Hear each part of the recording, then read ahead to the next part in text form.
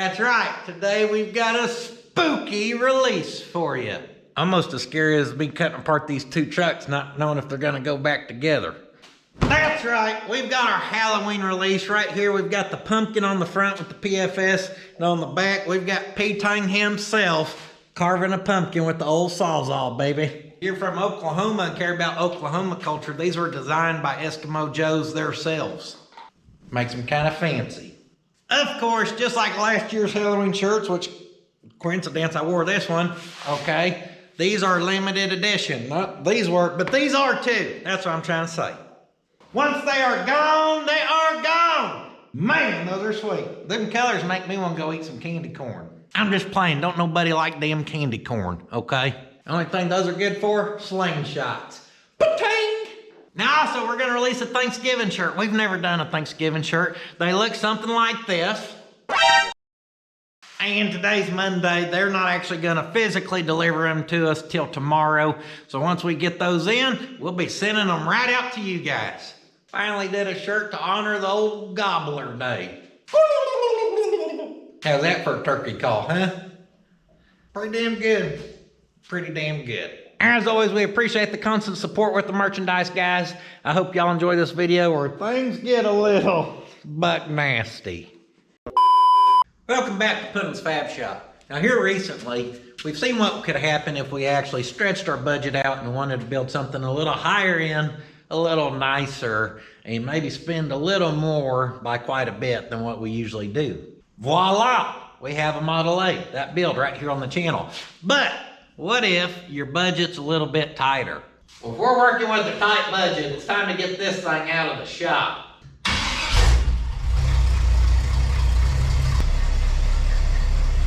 Now, there's a little room in here. Let's go see what we're gonna work with out there.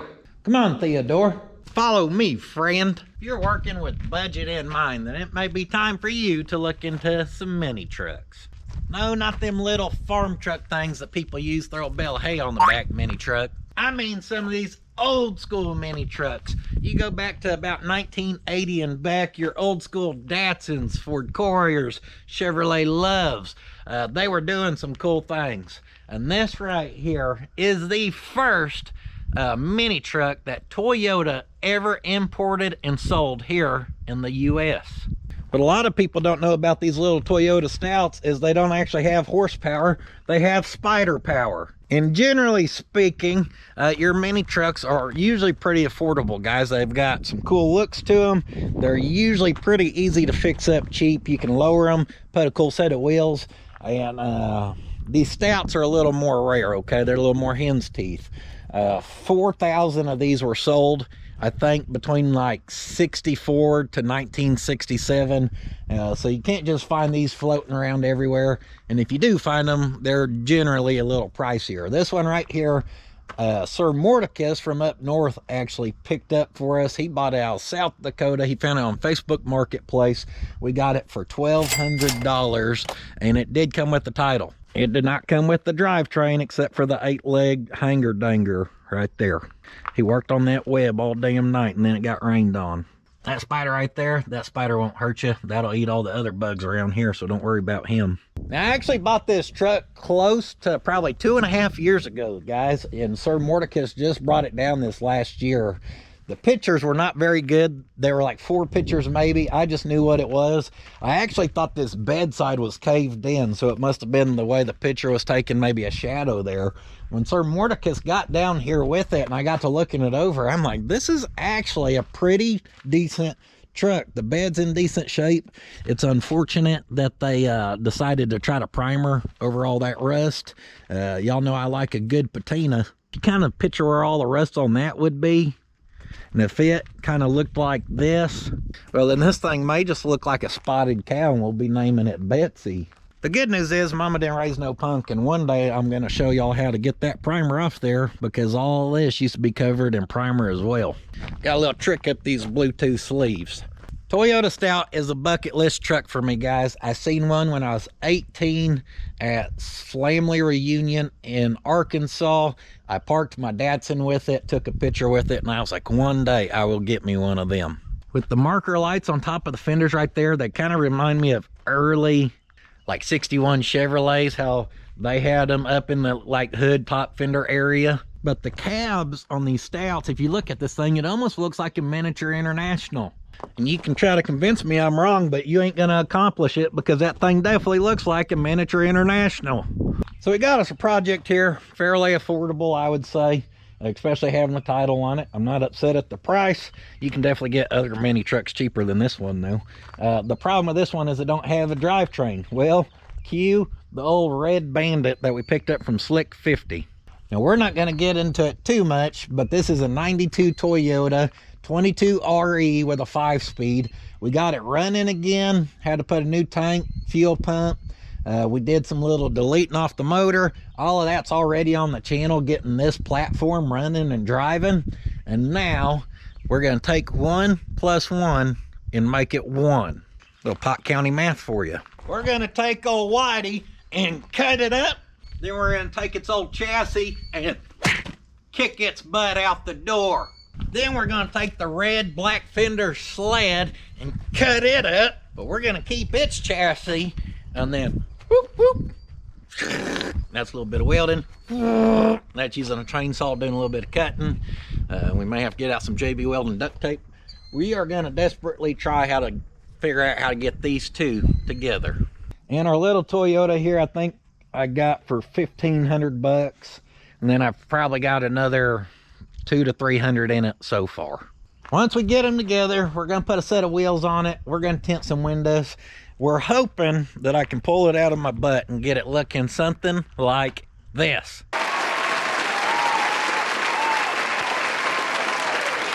And obviously we're going to try to use as much as that pickup that's already there as we can, which should keep our cost down on this thing quite a bit. And I'm not doing those budget builds where I'm like, oh, we can only spend $900, because guess what? I already broke that. But we're going to try to keep the cost down, build something cool, and build something that I'm super happy with. And it should make a great little daily driver. Which one do we want to take apart first? I think we need to get the Stout in there. That's going to be fun. She's got 2 flats on this side, and I ain't got no one to steer. What could go wrong here? You like the swinging rope?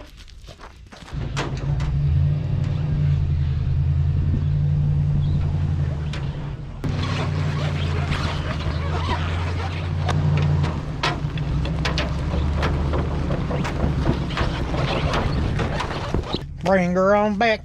Bring her on back. Oh, almost hit dumpster to dumpster. You like them rattle can white walls? Let me give you a little pro tip here. If you're moving stuff by yourself, you want to have usually an old ratchet strap's real good on old vehicles, because you can hook to that. And then you need to find something to go wrap down to, and a lot of them have levers for your seats, and then that'll hold your steering wheel for you. That's half the battle.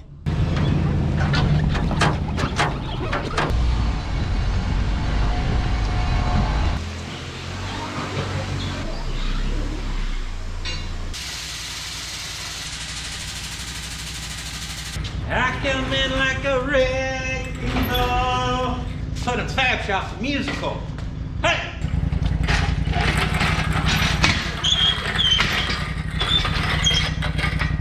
Yeah!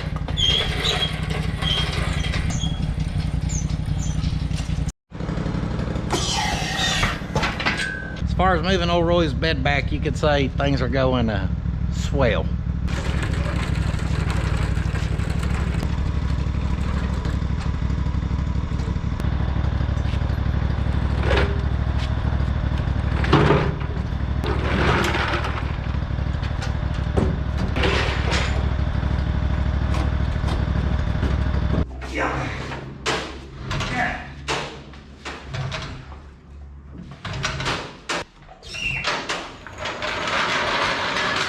So if you got to do a body swap, you probably want to do some measuring. You can measure this, you can measure that, and guys, I'll be quite honest with you. Not all the measurements check out on this thing, but here's what I know. There is a Toyota Stout that is built with air ride that uses a front end from one of them. So that tells me our track width up front should be okay. If it's okay, I've got confidence that the rear will be just fine too. I don't know why, I just do. That confidence comes from nowhere. The other thing that should be really important, is gonna be obviously the wheelbase. And we're gonna measure that here in a minute. The other thing on this that's a little trickier is if you look underneath this hood, the fenders come over so far. Well, obviously on that little Toyota, it don't do that. You know, the fenders are a lot more narrow, so there's a lot more wheel well. Also, if you look, this firewall comes way up here, then the dash is way back there, and that overall is thicker than our red truck as well. Just because the track width is good, don't mean the dash and stuff will fit. And I still, right now, don't know if we're gonna use the Stout dash or that red Toyota dash. I know the Stout dash looks about 1,000,001 times better. The thing is, if we just kept the one in the red truck full functional with everything, that would be nice too, you know? So we'll have to see how all that goes. I wish I could tell you with my tape measuring that was going on that this is gonna be exact perfect match, but I don't think that's the case.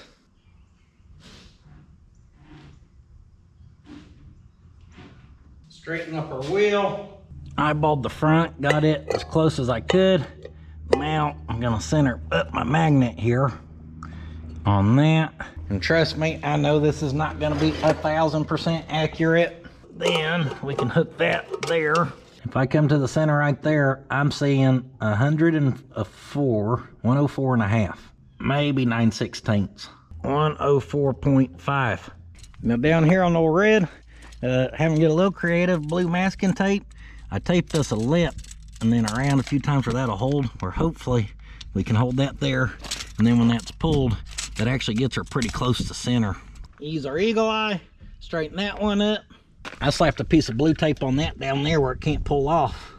And I'm seeing 102 and 5/8-ish. Now, if you're lucky, you'll have a case of what we had right here with the Mercedes, which is where that Blazer and the Mercedes body were literally dead nuts perfect. I mean, the measurements on both was 100% the same, which is why this looks so dang good. However, you're not always that lucky. So that's what we got going on here. Classic case of incorrect wheelbase. Now, before we tear into this thing, I just want to take a quick moment to appreciate some of the trucks so you can kind of see what I see in it. One, they have a very cool front end on them. Our bumper is a little bit bent. That don't scare me. We could definitely build something, maybe even straighten that one up. Who knows? A lot of the times when I see these, the front ends have whammies on them. So that being clean made me happy. Of course, I've already showed you the sweet side profile and styling. I love anything with bed hooks. For being a mini truck, this thing's got a wide bed, really wide. Also reminded me of internationals. This may actually come from North Dakota, according to that license plate, last tagged in '74. Inside, like I said, I don't know exactly what we're gonna do. It's got this cool little split seat, cool little dash setup in these guys, plenty of leg room because that firewall and stuff is so far forward. We're missing the glass, but this was a cool mirror this thing had on her back in her prime. And that right there is a quick tour of one of these. Next, we're gonna do a will it run. We ain't got a motor, so let's see if that spider will run. Okay, it will run. Oh, he's swinging. Try to get me now. Try to get me now. I'm too fast for you, Puddin. I'm too fast. Try to touch me. You can't. Puddin's Relocation Services. Just hop on that, buddy. I'm not. Come on. Come on. Come with me. I got you. I got you. Here. You can build on the Mercedes if you want. And with another successful relocation of an endangered species, we are ready to start tearing into this thing. Oh, no we are not. I'm lying to you. I remeasured because Nate Dogg's here, and I was perfect on our white truck. On the red one, I was off. I ended up measuring about 102 and 13/16, so we've got a difference of 1 and 11/16. We're just gonna have to fire from the hip and figure it out as we go. One last thing we need to figure out before we tear it apart. We're gonna put some blue tape up here. I'm gonna hang this sucker hit center, and we're gonna mark our fender. That way we know where to set our fenders at. At least get us pretty dang close. They sell these at like the Harbor Freight and Lowe's. If you ain't got one, you can just hang something heavy from a piece of string and basically do the same thing. I think right there is pretty dang good. Put us a mark. I'm also gonna come off that bead and measure back. It is 19 3/4. Now at whatever point, if we lose our tape, if we lose our mark, I'll know what it is from here straight back to there. You think about that, Theodore? And actually, that's only going to be good to us if all these tires are kind of aired up, because this front's dropped down from our flats in the front, back's aired up, so that's actually going to make that thing go forward. I can eyeball that and tell you our mark's further back than what the center actually is. My eagle eye would say we actually need to be up in there, so I'm just going to leave that mark there, and we can kind of play with that area. That's good enough for me. All right, let's start tearing off the front end.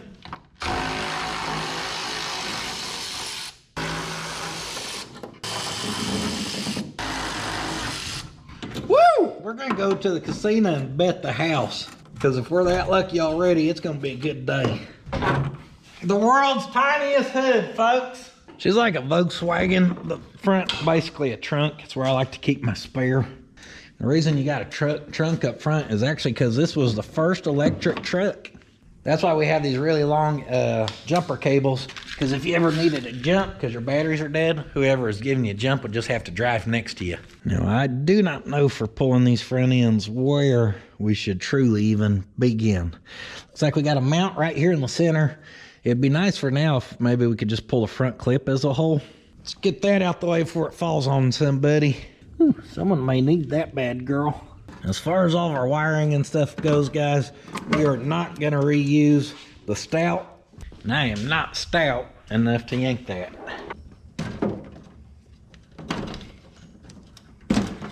Found the old cord for the block heater. That's how we know she's from up north.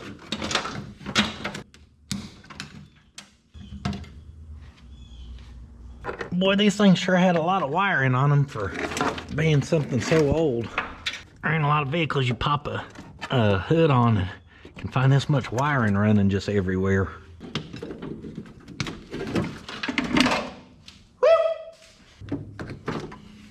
Pull any of our wiring that may snag us up. Little looby dooby. I want to go ahead and pull our hood latch here. Holy cow! Even the Phillips heads are gonna come out. Shut the front door. Ah, here's the real test. What about this little rusty one? Why, yes, it too is spinning. Ka-chow, let's keep this party going.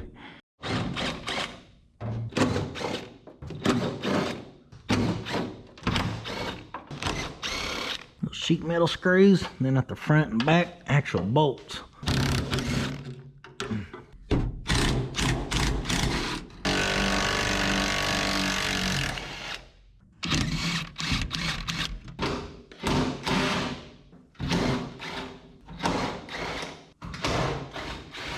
It's always fun to figure out how to take a fender off something.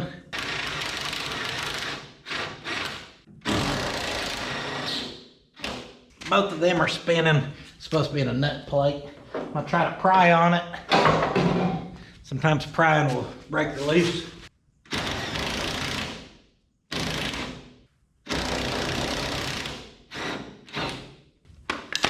And when it don't, we may have to cut something.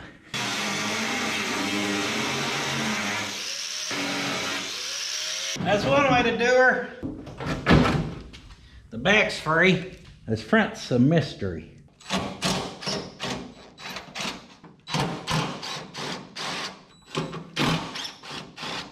We get this grill off, I think some of our mystery will be revealed.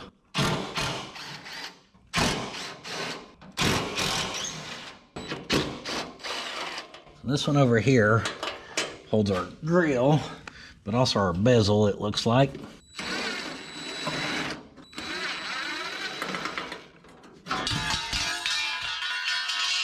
You want to take real good care of your stuff, especially since you can get these just everywhere, you know. Be sure they drop it. No big deal. This side up here has the North Dakota flathead conversion kit, apparently.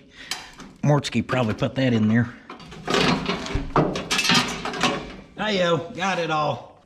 Looks like maybe this whole piece bolts to the core support, but maybe that goes, who knows?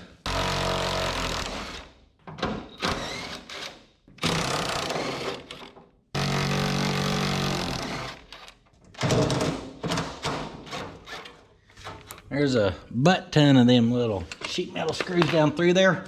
Take all them out. I think this is gonna pop off now. As long as we get the ones from inside there.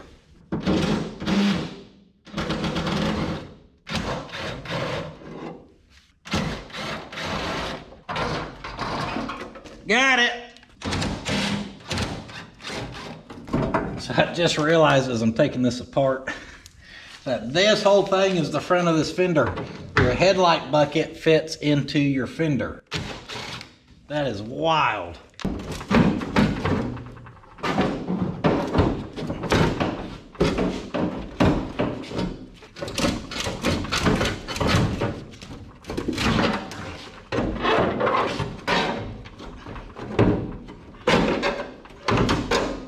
I got her.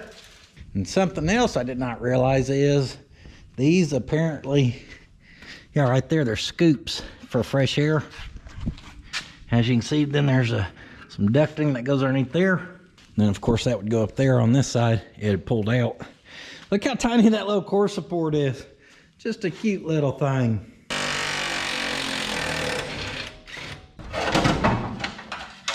Tell me that ain't the tiniest little core support you've ever seen come off a truck.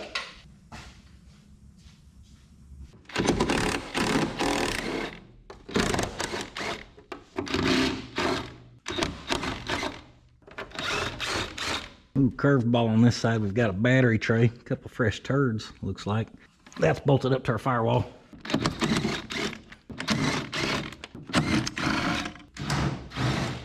Hello, up!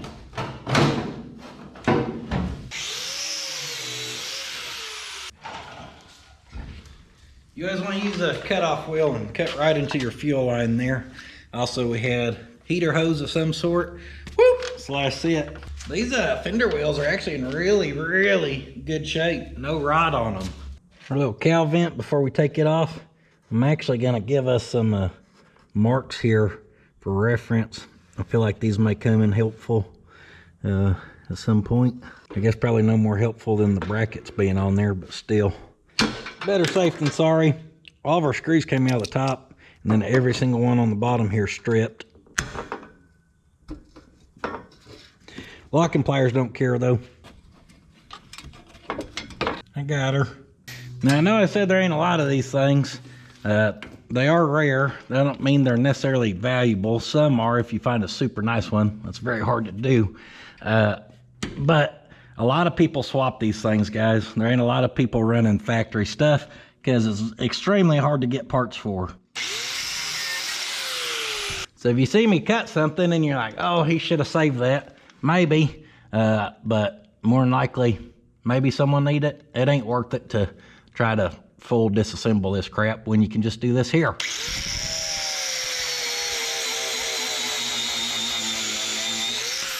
Her first burnout. Oh, she's smoking.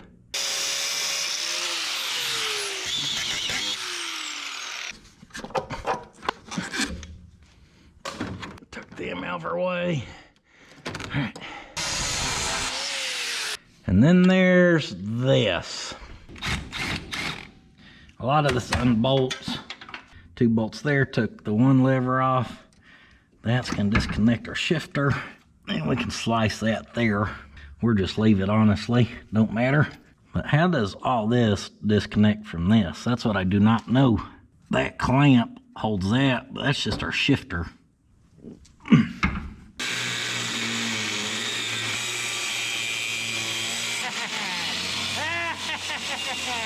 That's me laughing at all you Toyota purists.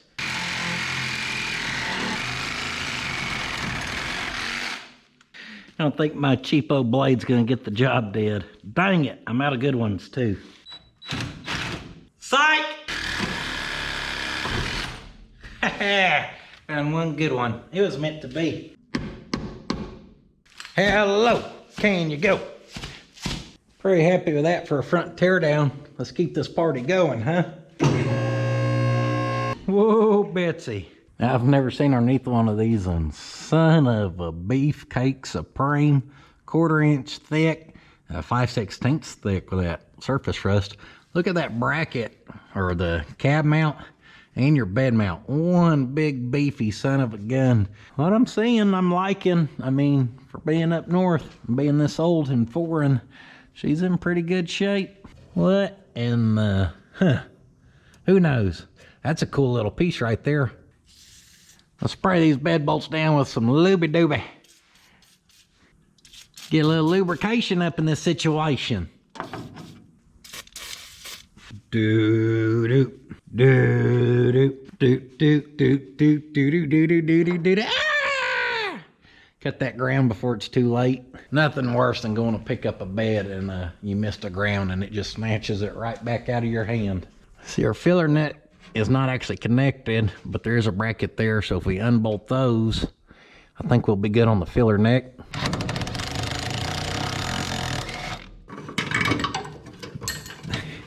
Kill.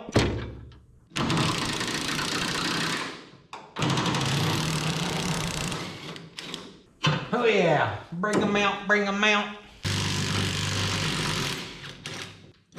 For 2.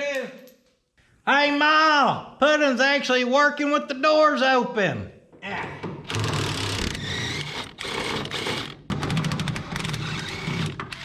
Easy peasy, those all came out of there, huh? Other side all came out. One was a little ornery. She ended up breaking. I had one other bolt on the front fender break, so out of all the stuff we've stripped down so far, only 2 broke bolts. Of course, we had those little stripped out screws. Can't be mad at that, guys. Looks pretty free. As I dropped this down, I just realized we have a fuel door on this side. We had that little brass looking T mounted, I believe, to the cab. So my question is that a selector valve? If we get in here, are we gonna find a selector valve where we could switch tanks? Holy cow, right there, guys. How cool is that? Because when you're getting 20-something miles to the gallon, and you've got damn, you know, who knows, 11 gallons, 12 gallons on each side, you run out on one tank, boom, swap out to the other tank. You don't gotta fill this sucker up every 6 months. How often you put fuel on that thing? Me and my Stout, once a quarter at best. Shoot, back then when gas was damn 40 cents a gallon, fill this son of a buck up for, you know, $2.50. Drive it for half a year easy. Make it from damn Christmas to 4th of July. Ain't put no gas in her. Well, she's stout, but she wasn't stout enough for whoever kept backing into stuff, huh? Couple humdingers on the rear. It's okay, a little character to it. Feels nice and free. I bet this bed's a little heavier than it looks, just being so wide. This side felt heavier than that side. Let me get Nate Dog.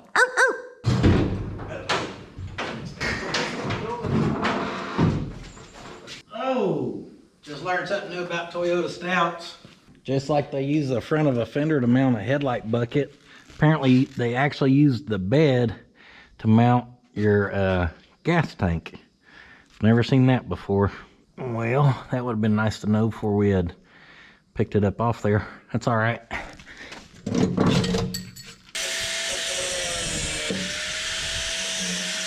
Now, as long as we can pick her up high enough, we should be free.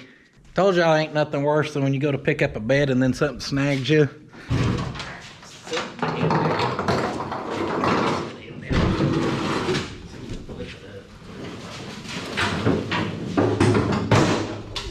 All right, before we actually sit this down, go ahead and get that tank out of there.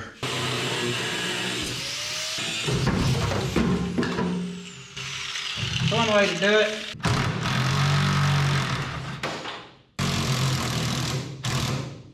Japanese engineering. That's why only 4,000 of these sold in the U.S. because some hillbilly mechanics went to work on it and was like, they done strap that tank to the bed, send them back. Here in America, we put them in the cab, damn it.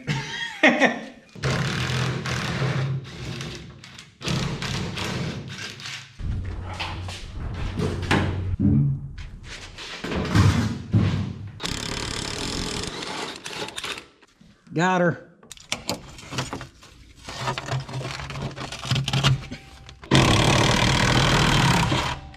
This one was rested in place so good, it didn't even need the locking pliers.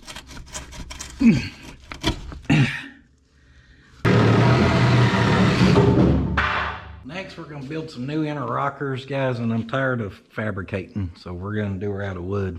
Just playing. We got to get a little creative here for picking up our cab, since I can't get that directly underneath her.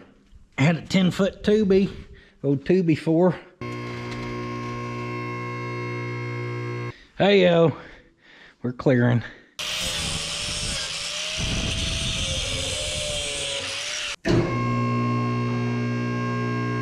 That's it. We can get that chassis out from underneath that.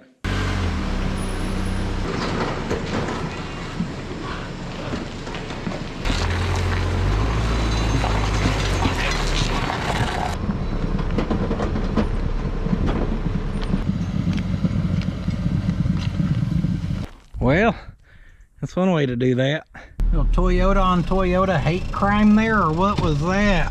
Motorola's getting jealous. See some other Toyotas getting some love and she ain't liking it. We are about to just slice out the firewall. I'm not doing much thinking, guys. That could bite us in the end, or it may save us a ton of time. My logic here is to not use logic. No, for real though, my thought process is we could spend a bunch of time doing the measuring, trying to figure out the exact beautiful best place to cut it. But no matter what, to attach this to that one, filler pieces or metal's gonna have to be welded somewhere. So I think I'm gonna keep this ledge because it goes up and flattens out to the top of that shelf. Now the top of that ledge and shelf, these are proper terms for Toyota Stouts. You look up the word ledge in dictionary, it's gonna show you that piece up there, top of one of these firewalls. Up there on top of the ledge is where our hood mounts are. And I don't want to, or hinges. I don't want to get into that if we don't have to. So that's why I want to just leave the top. So we're just going to come in. We'll probably clean cut this a little better with a cutoff wheel. But to get along the bottom here, especially since we got to take out more floor, we're just going to plasma this sucker. I'm going to use the old plasma cutter in a minute. Kind of got me a little excited here. Let's do it.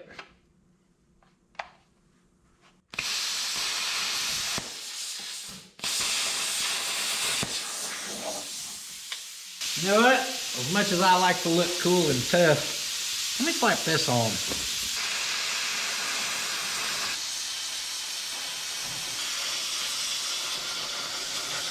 There's a good possibility there's a rubber mat in there that's going to catch on fire. Let's hope not.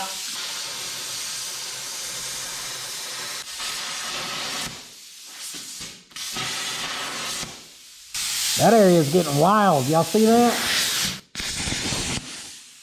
Shooting flames.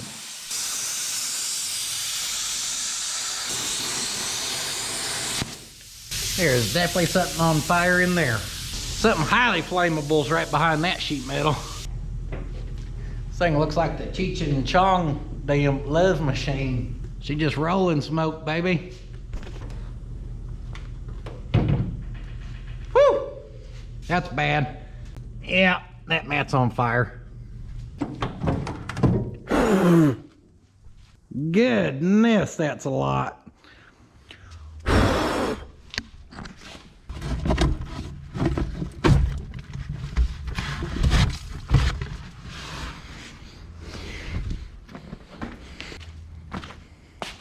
Yeah, it was actually some of the ducting for our heater. It looks like probably that goes up to our defrost.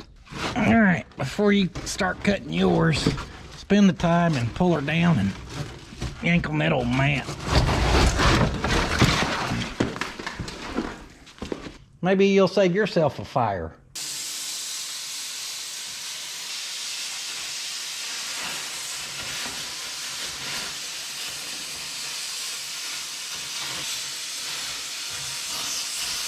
All right, that's got us from that corner.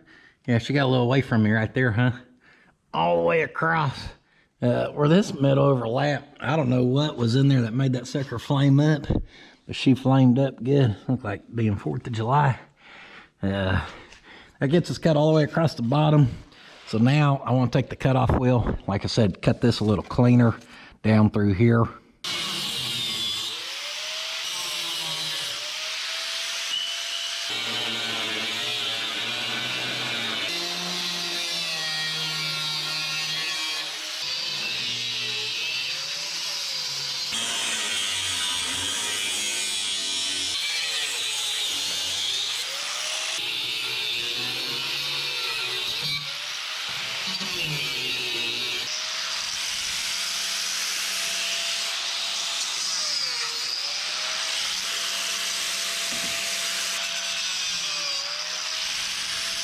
The hardest part about using the cutoff wheel is just being able to get it in there. Like that, having a lip up there with the guard on there, it's just a little too close. So we'll get all that crap out the way, get a fresh wheel on to play, see if we can't fit this in there.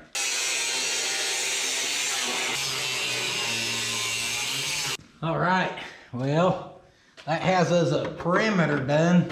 Some of it's floppy and some of it is not. So there's some bracing back here that's welded to our firewall.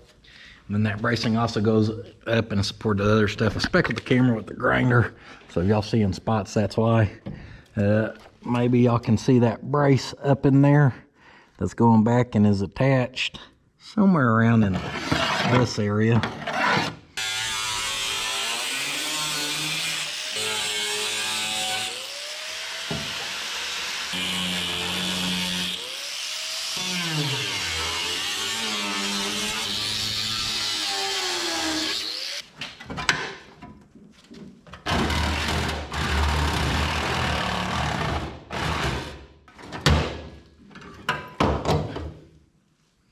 Found it. Looks like if we cut right there, that up there will have her loose. I'm sure there's more of that on this side, obviously, especially with all them pedals and stuff. Who knows what we're getting into over there.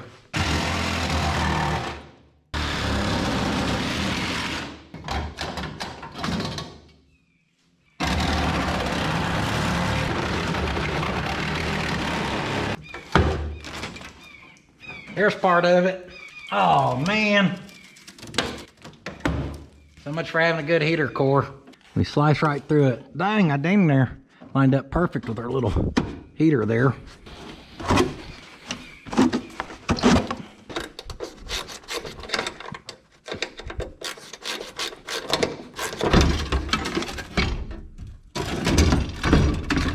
It's a pretty cool little heater setup. Should have been a little more careful with that. Can't go back now.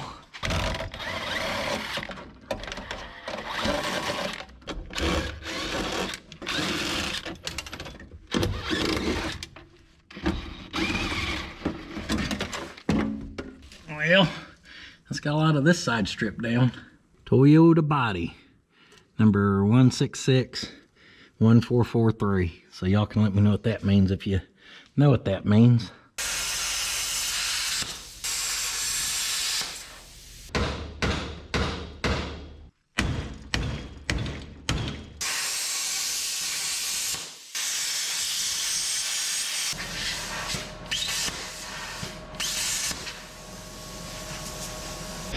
Well, I ain't quite got her 100% yet. Still got more of this. I probably need to pull out, cut out, whatever.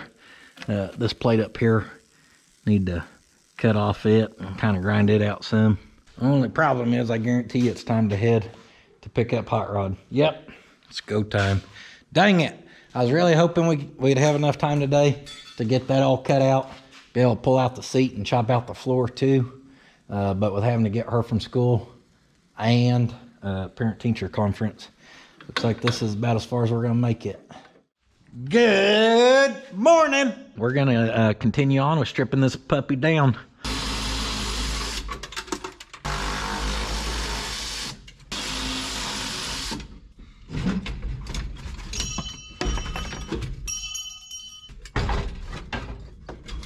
Yeah.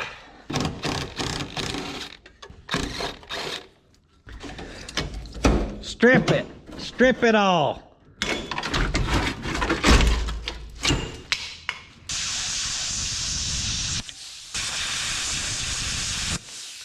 me and my buddy Plasma Cutter, but we just finished lopping off any of this bracket and any of the other ones. Oh, missed one. I'll get it here in a second.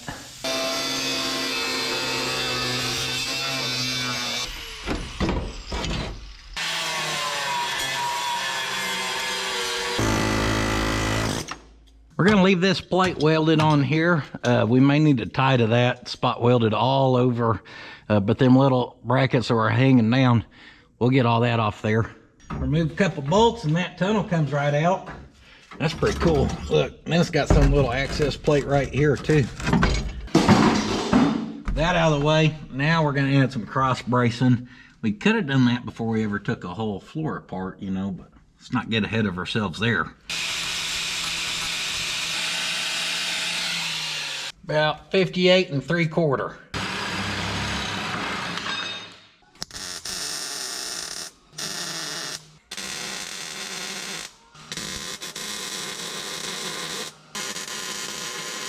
Few tacks on each side. Make sure it's fairly level, not terribly worried about that. That'll give us some support where we can keep lopping out some floor now.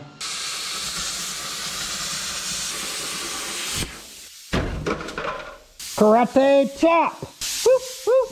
A little brace down there we had to lop through. Set that old Plasma to kill mode and let her eat. Yeah! Oh yeah, she opens pretty good. Wait till I get some looky dookie on that. I actually really like that factory seat pan. Got some cable. Y'all need me to install that damn 4-way splitter? Yeah, I'm here to enter that 4-way splitter for y'all. Nice. So you pull that bottom and that front flips forward. Sneak up in here and pull our seats. These seats are in like really good shape. Kind of impressive. Our seat frame here, there's a Phillips about there, there, and there. I don't know how to get the sucker off there. That's all right. What we're gonna do is kind of follow my somewhat straight line, leaving us plenty of a lip back here to be able to actually mark down and clean that up. And we're just gonna cut along right here. Then we'll come up to this, hit the top of that tape, head north, come back down, head back east. Hopefully this will fall out of here.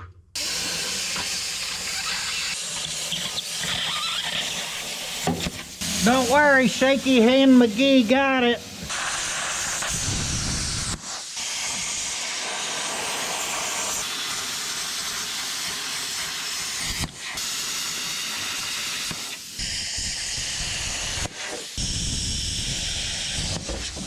Got it. I'm floored how easy that just came out of there. I originally did not plan on cutting the back of that out. However, my thought process here was we could possibly get that pan off there in one good usable piece, making it reusable for us. And then this in here, that's pretty much a flat piece of metal, so it's not really hard to remake. And I'm hoping, I don't know, but a hope of mine would be we could channel this body down over the Toyota some to make it even look lower than other than just suspension drop. Hit her with old school channel, or in the mini truck world, it's body drop, whatever. I don't know how low we can get it, but if we do that, all that starts tucking up, so that's probably gonna help us with clearance there, if that's possible. So this thing is stripped down, I'd say, quite a bit. So far, taking the dash apart's been very simple, except for this. I feel like I gotta get this. There's a bolt underneath here for that. Oh, yep, that just kind of pivots up. Little pivety.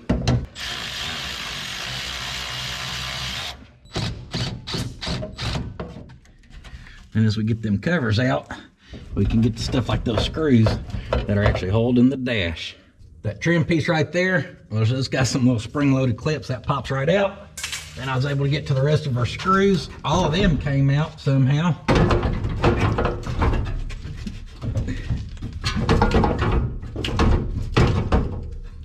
We're closer to being free. Not quite there yet. Boy, that's a new one for me.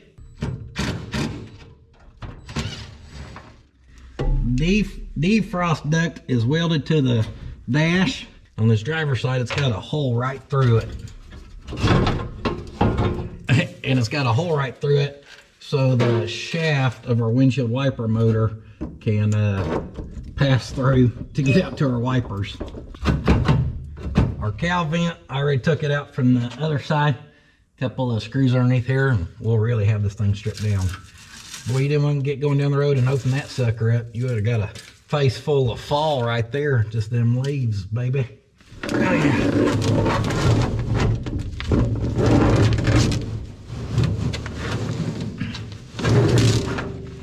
Get that headliner that's hanging too. Well, I hope this goes back together one day.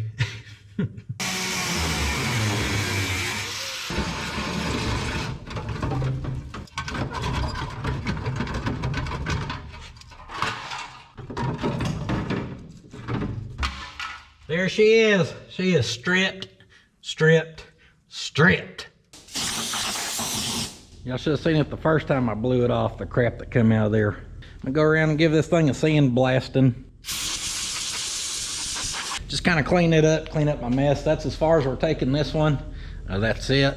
I don't know we stripped it down far enough, but hopefully so. We may need to cut out the rockers, the door posts, just everything. Can't strip her down much more than she is. I did put our windshield wiper back up in place because I'm just assuming we're gonna have to make the stout ones work. Hopefully that little motor's good.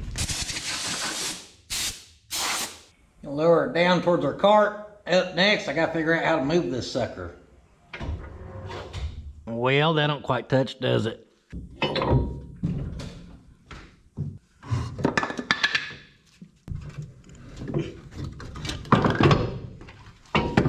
Use our board. Pick that sucker up. Come on, get out of there. Good way to smash a finger right here.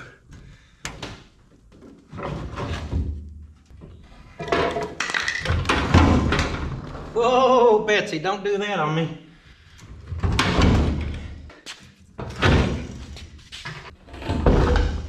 That side rolls good.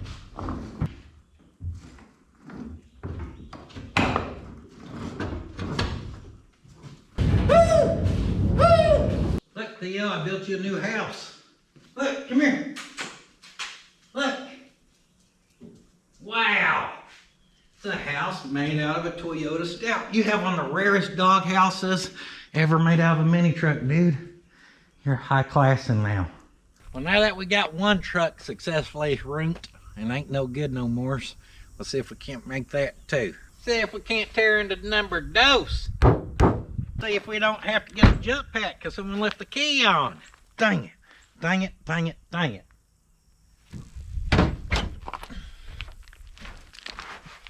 Got our jump pack on. We can get her up in the shop a little easier than old Whitey.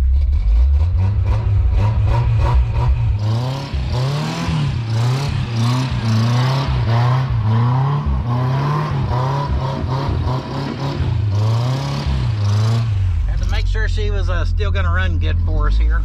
Do a little hill climb, in action. Because we got a little extra cleaning to do on this one before we even start cutting stuff up.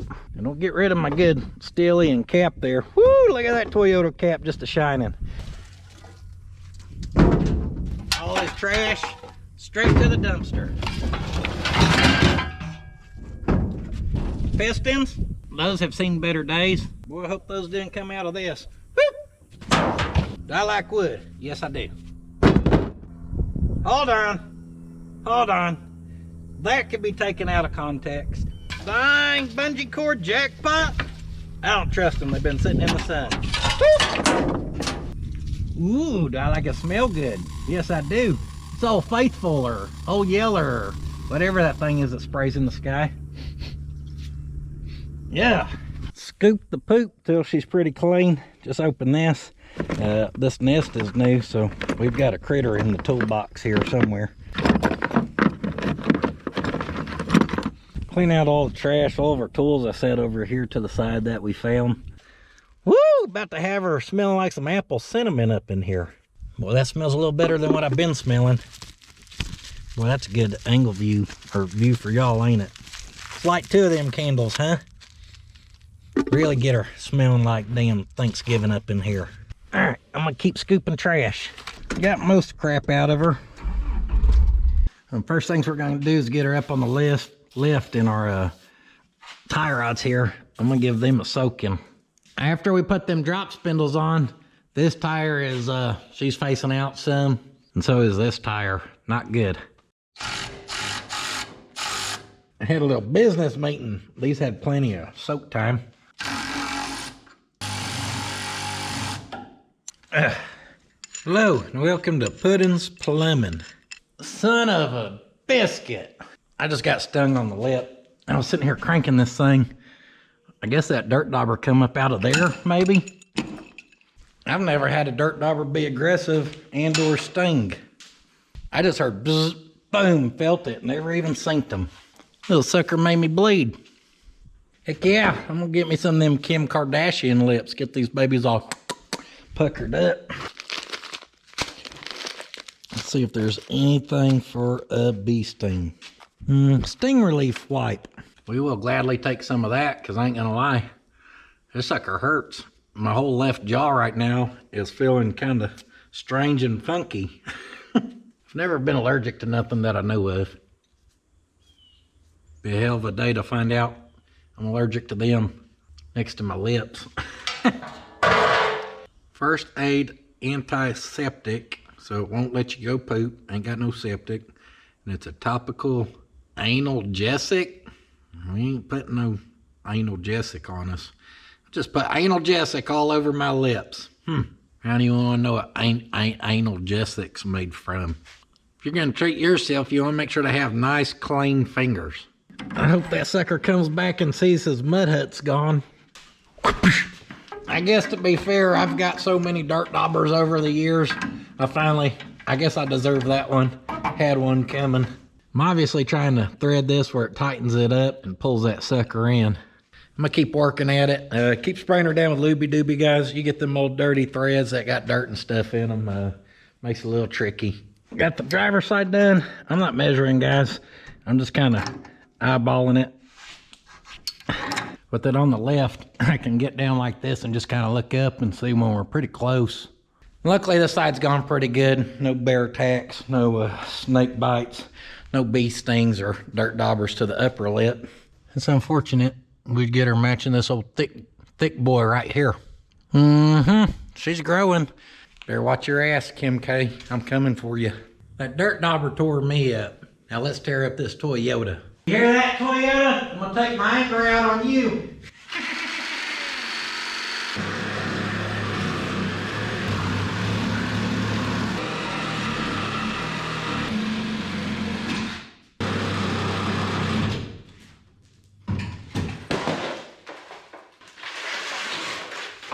Felt good to give that a little wasp sting. Wasp. Can't say wasp with my new lower lip. Drop that bumper off there. We got the factory roll pan. All right. Oh, these bed bolts look worse than the one from damn 1964 or whatever.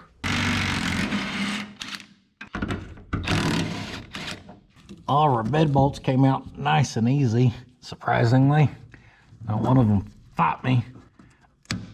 We're just gonna cut our wire in there. I can't believe it, they don't have a connector right in there. I got one now. What the hell we need 17 wires going to that for, huh? Telling Nathan that the dirt daubers were getting me for last week, taking all them ones off old Roy. Little payback. Dirt daubers, Oklahoma State bird. All right, with our filler neck loosened here, hopefully we may be ready to pick this one off. We're gonna go outside. This way. Which one would you rather carry a mile, the red one or white one? Just red one. Oh, white one's heavy, guys. She's a little girthy. Dang, this is old school mini trucking to me. For that bed off, our first look back here. And like I said, all this stuff's in pretty good shape. Everything looks pretty nice. It'll definitely clean up good. Get off there.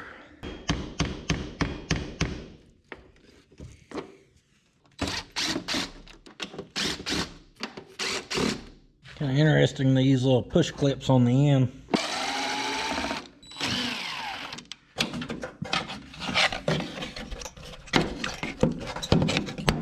Now this one, we don't want to like tear up our wiring, obviously, because we're going to be using that. Top of our grill, those clips just pull out. Looks like we got to get the bumper off so we can get the grill off.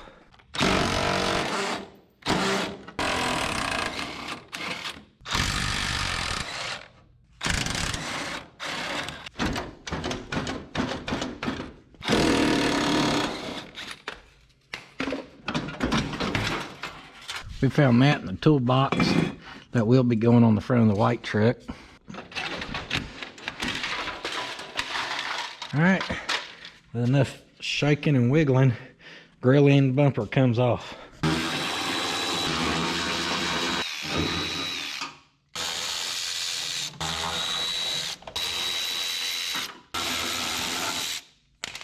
I'm gonna go down through there. There's a plastic little splash guard that connects to both. Get all them out.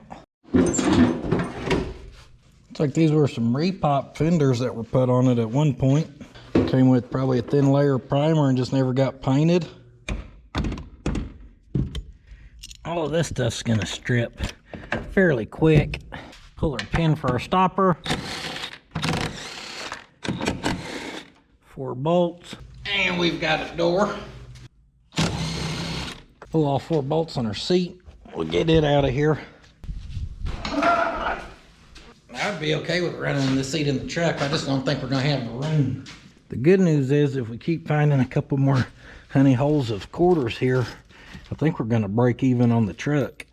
Woo-hoo-hoo! Big timer right there. Got a whole bag of quarters. That's at least $4.75. Other than that, we got plenty of trash underneath there. And you've got to keep the little broom set so we can sweep this bad girl out. Oh yeah, that's what I'm talking about. We like to pull the seat and give her a cleaning underneath there about once every 4 decades. Quick cleanup on the carpet. We want to be careful stripping down our interior, guys, because obviously that carpet may end up being what's in our truck. She's a little dirty. I see some spots over there that indicate the old cup holder there. She may have been a little too big, you know, let a coffee cup splash around. She may have made a mess in here, right? That's all coffee. You drive a hot rod, a little pick 'em up truck like this one, you won't get all jittered up on the coffees and then go out and slam some gears.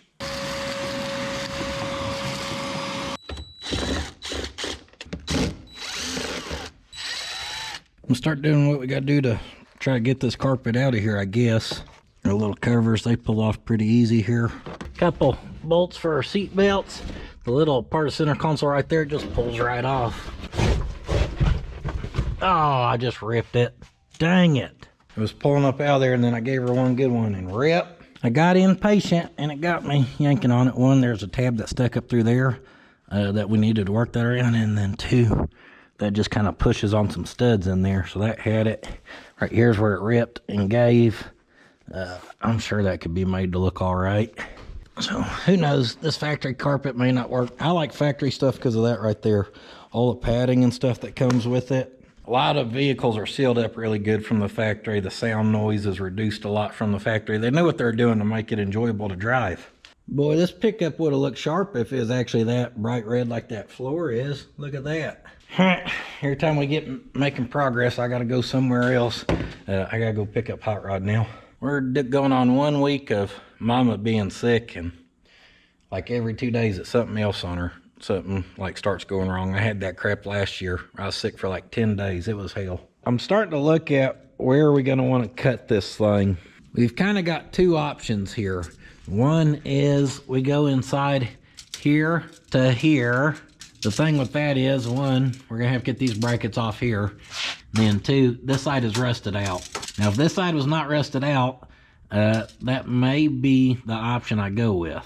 However, it's rusted up here as well. And by the time we spend all the time to fix that, we can also cut off more than that. So if we look over here, luckily our outside rocker area is solid. So basically, I'm thinking we could take a little away from that, right at 58 1/4, or maybe right at 58 inches, somewhere in there where it leaves us just a little lip on top. We cut that out, that gets all the rust cut out, whatever. Over here, measure across that pinch weld we've got right at 54 1/4. So if our goal is to get to 58, we need another, how much? 3 3/4.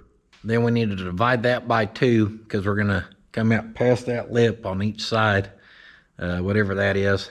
1 inch and 7/8. So if we come out past that lip 1 inch and 7/8, of course this is pretty rough looking, but whatever that is right there, and actually I'd rather come out just a hair further, where if we got to trim down more we can. Basically 3/4 of an inch out from there should be, or would be, right at our 58 inches. So if we cut that piece of the rocker off, and then we cut that one where we're wanting to cut it, then hopefully it could slip and fit at some point. We don't know how our heights are gonna match or nothing like that. Right now we're just trying to figure out how can we even slip that on this sucker in the first place. The thing about if we do it that way, we're gonna be leaving a lot of that rocker, which has a lot of structure in it right there. It'd be super cool if we could drop the top of that rocker to about the point right there, because that would actually give us quite a bit of drop. About 4 5/8. I meant 7/8. See how much lower that would look? That right there would be good. That'd have us sitting pretty low. All right, as of right now, that's kind of the plan. So cutting that off really don't matter because the rocker's gonna stay attached, and that's just a trim down.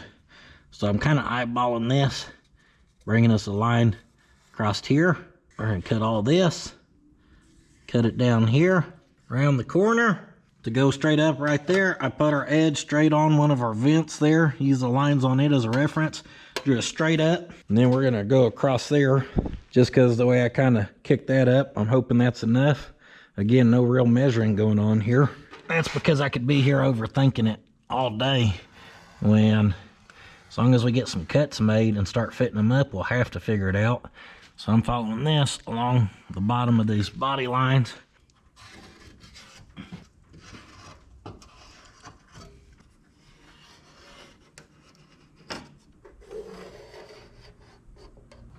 Close enough. I'll get the back of the cab loose. Now as far as the windshield area, I don't really know my full plan quite yet. Probably need to hug this windshield as close as possible.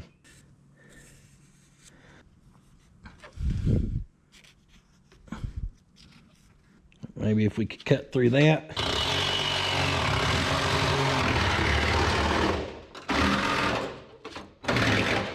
Went a little lower than I meant to, but it's all right.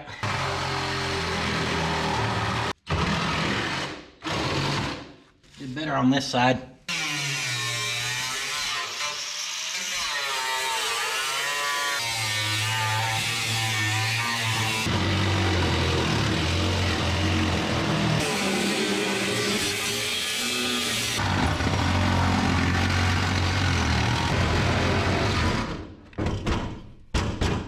Now we cut along through here and then back there, so we're gonna have to come from this hole right there. We're cut through all that.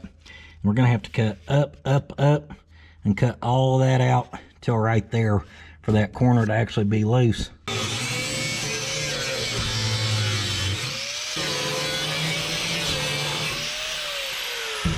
She's free now. And apparently that pooped out 2 more pennies. Well, I bet these guys, we got some rear collectors in here. 1978, yep, that's a 1 year only. If it's got a speck on his beard, that baby's worth $4,000. There's the speck, damn right.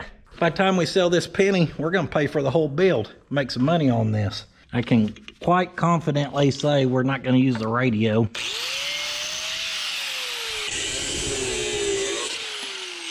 Here we go. Let's see how this is gonna work out. I don't know how the sheet metal is actually attached. We may cut this top, then there's another layer underneath there we gotta cut somehow.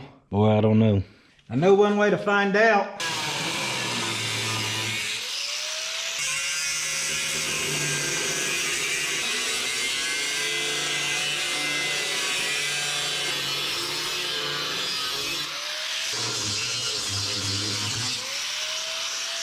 As I was cutting that, I kind of realized it's dumb to cut it here, because in my head I'm assuming that attaches to that and that's going to come up out of there. Only thing is that piece, guaranteed that dash runs back and attaches to, so I kind of had a brain fart there. I think the thing to do is cut through this post. Our windshield's already garbage, so it ain't going to hurt us none if we then just try to figure out how to cut this right around this corner where this just corner comes loose. And then all this that I cut, if we have to, I mean, that could all be welded back up. Let's try to get these corners off.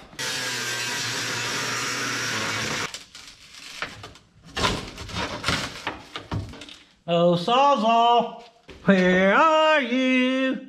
Over here.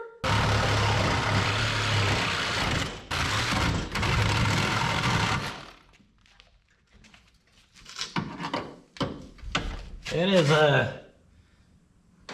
definitely cut all the way through, I believe.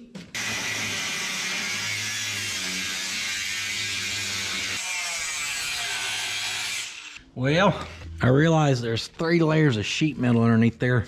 So when I seen those first 2 layers and thought I had it cut, if you look in from the back side, there's another layer that's hard to see. That's what the problem was on that side. Miss 96. First we got it stung by a wasp.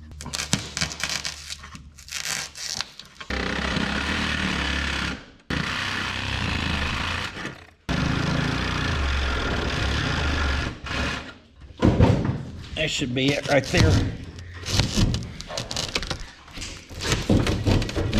Now, unfortunately, I don't know what to do about this windshield. It is a glue-in style.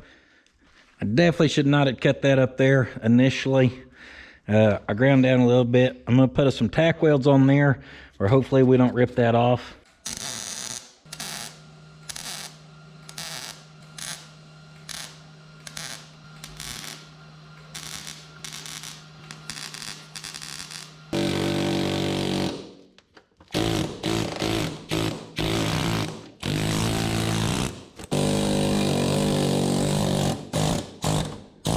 Here at Puddins Glass Removal Services, we'll get you fixed up in a jiffy.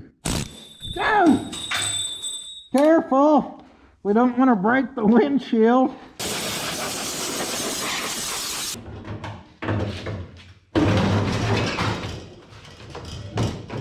See if we can't knock out the back glass too.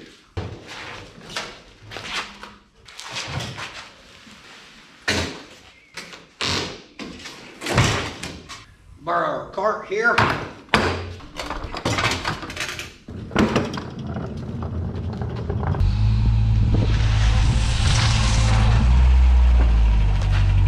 What's up, baby? Trying to race for pink?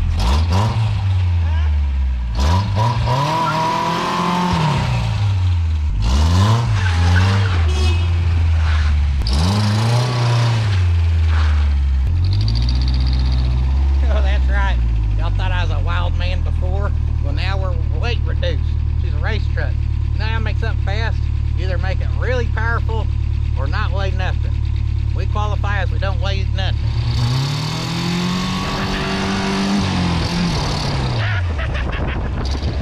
Oh, look at Theo coming in hot. Hell with body swapping this thing. We're about to keep it like this. Just have us a go-kart. My wife and daughter's looking at me in disappointment. You wanna go on a date?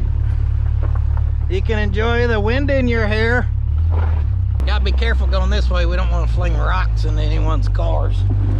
But once we get down here, free game. It's just a field buggy.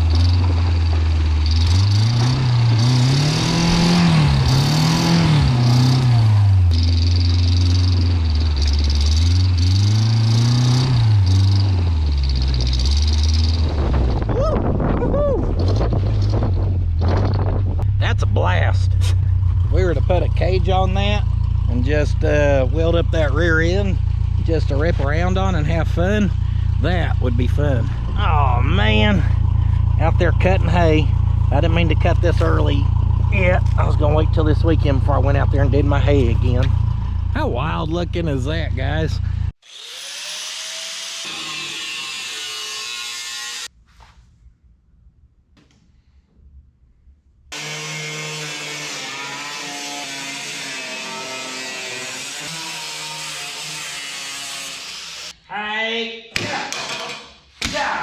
Coming out swinging this morning. Our top I had marked, just cut it straight back.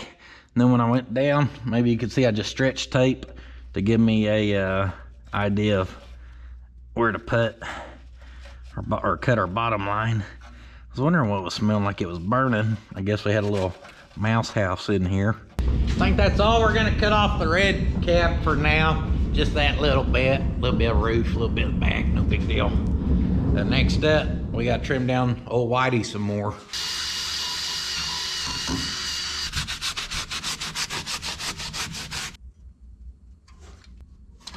Clean our rocker up, and then I'm gonna go down through here, marking over from that edge, 1/4 inch.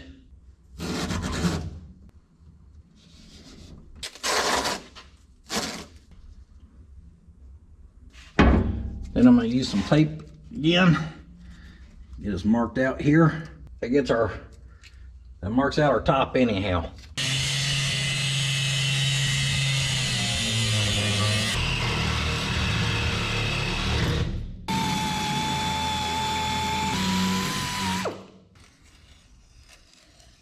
That top cut, we need to mark out the bottom. I'd come through the front right there, so I measured off this lip over, and it's 1 3/16 inches. So then I come down through here and marked 1 3/16 inches, connect the dots. If we slice that, I think it'll be free.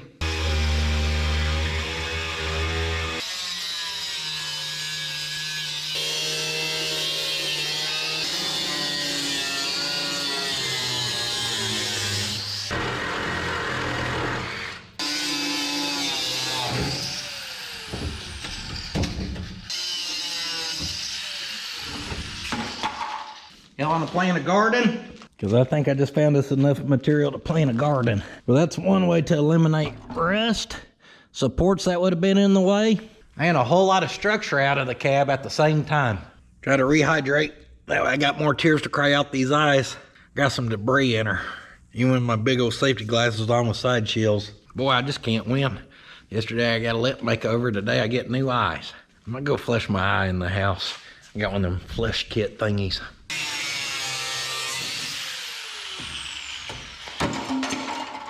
Don't worry, I got it.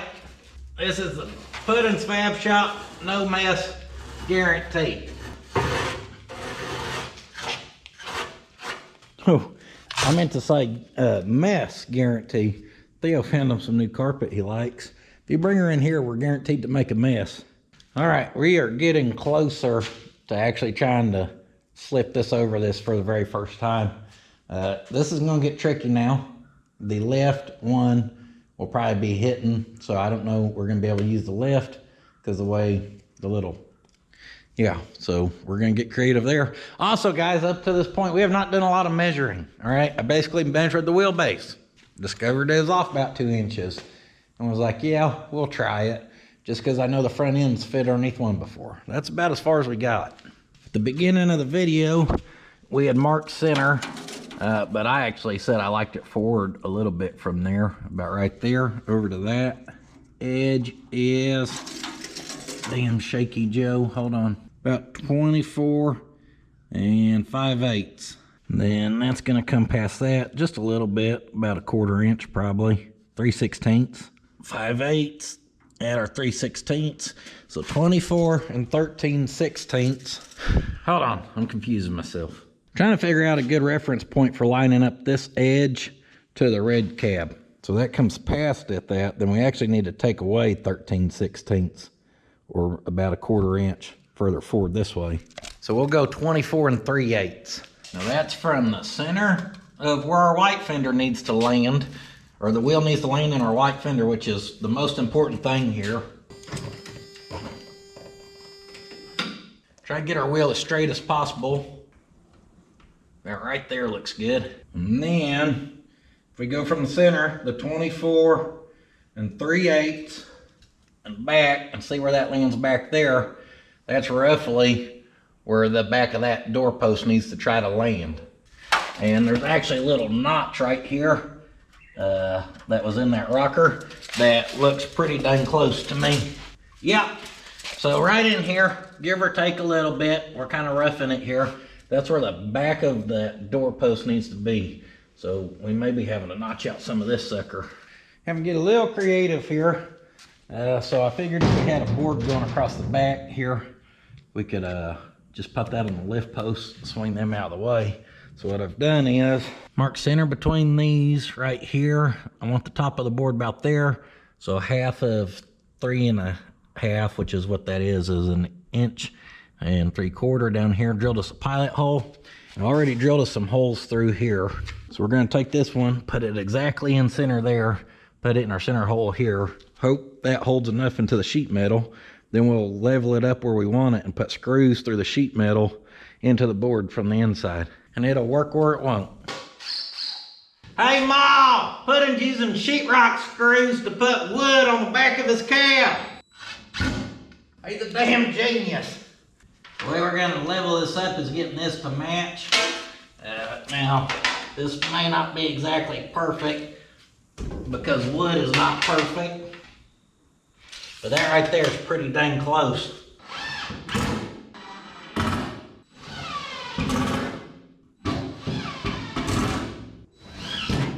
All right, pretty confident in that as far as being able to pick up off that. That should be pretty strong. Ain't like that cab weighs a lot anymore. If you told me we were gonna be doing woodworking today, I would have called you a liar.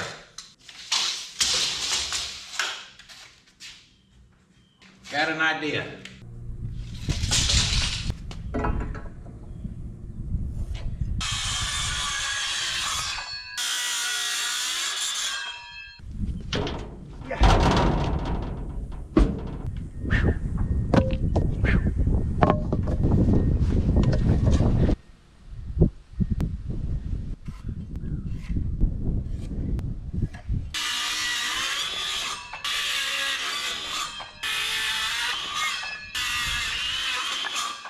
La-di-da-lo-di-di-di-di. Oh.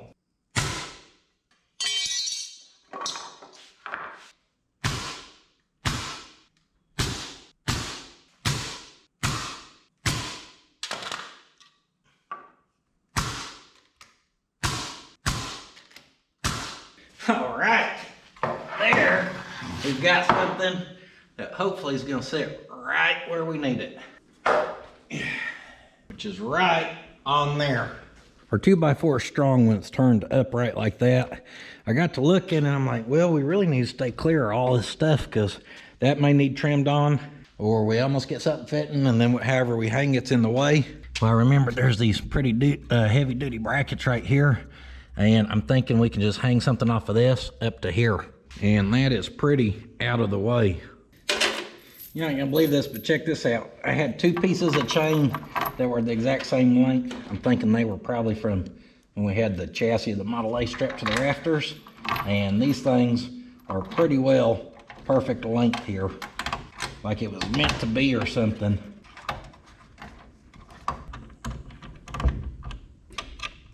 Putting a bolt up here too, just take up a little bit of that slack. It's something. Let's go for first test of pickup. We're picking up a pickup. You like that? So that right there should be good. We had to, you got to be careful here because if you go too high on this, then your cab's going to be hanging down too low. You won't be able to get it underneath there. So I'd say I did pretty good on my guesstimate right there. If you're going to be doing some body swaps, you better keep you a circular saw, some drywall screws, and some damn 2x4s laying around. Now it kind of sucks, but we really ain't got a choice. We got to cut our brace out of here. This is all boxed, and this is all tied to this, which is all still boxed and everything. So I think we're going to be good. I don't think we're going to cut it and it's just going to flop apart or nothing. I'm sure it's going to move some.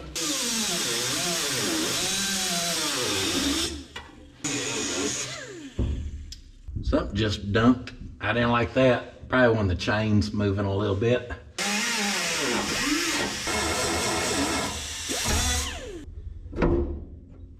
Yeah, she closed in a little bit, but nothing crazy. All right, going back. Not too far back, just kind of roughly line up our mark down there with the edge of that doorpost. We just know that's somewhat close-ish. Did you find something good in that carpet or what? Now, yeah, this is looking wider, so I don't think we're gonna be able to drop her down very far. We're gonna drop her down some and see what starts to hit here though. All right, I thought I seen this hit, but I guess it was just the cab shaking because this side had hit. We can definitely take the cab that away some, or I guess we can pull this over just a hair.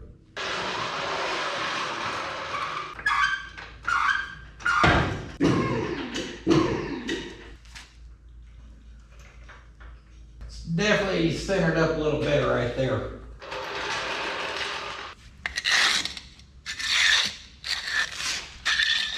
Trying to line us up a little better. Again, off the back of that, down to our mark, even though it's all kind of ballpark. I think that actually just helped us. We're gonna rub a little right here, but then this kind of curves this way. I'm curious if we don't set this down on here and the weight of that just kind of spreads that open, and once it kind of pops around this area, if it don't go. See what I mean? It was rubbing a little, I heard a pop. All right.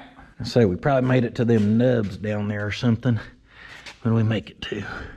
I thought these is what was gonna get us. I was keeping eyes on our chain as we drop that. Once it gets too much tension on it, we see this start to have slack, then we know it's caught up.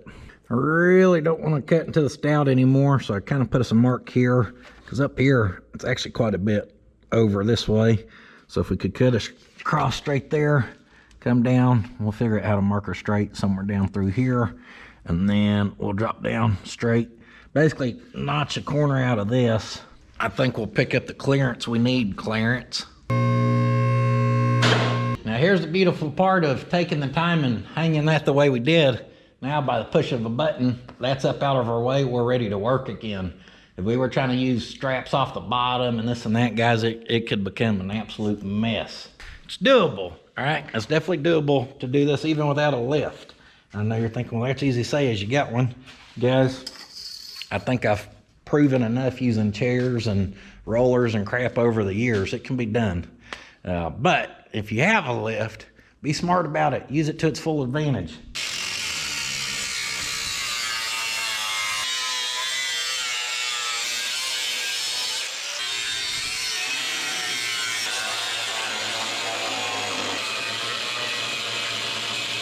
I did my best to lay that out in a way where I could mirror it to both sides, keep it as accurate as possible. Now I knew we weren't gonna just be able to cut that. There's definitely gonna be supports in there. That's where our door goes. And that's what we get to work now, is getting all this crap actually free.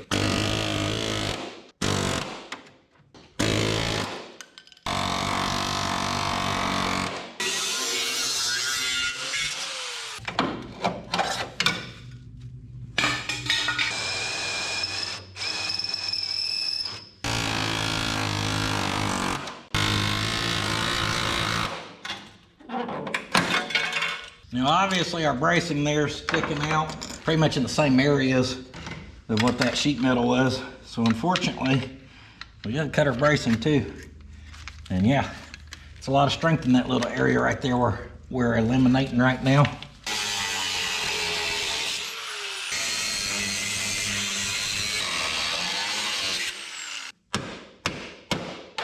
Structure? Never heard of her.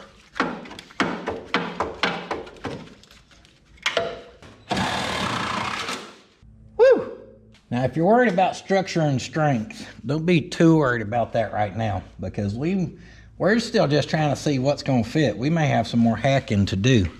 Now, this does lap to this.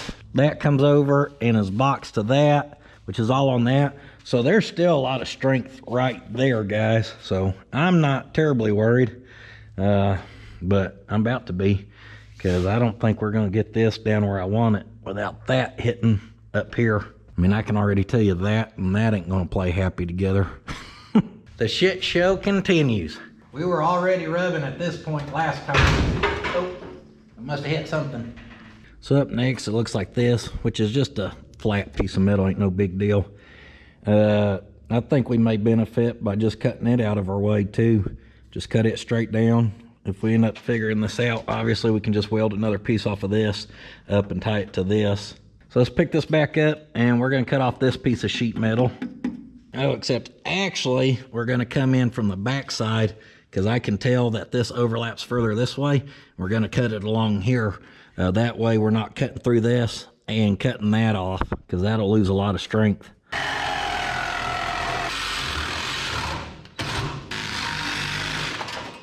Come on, baby.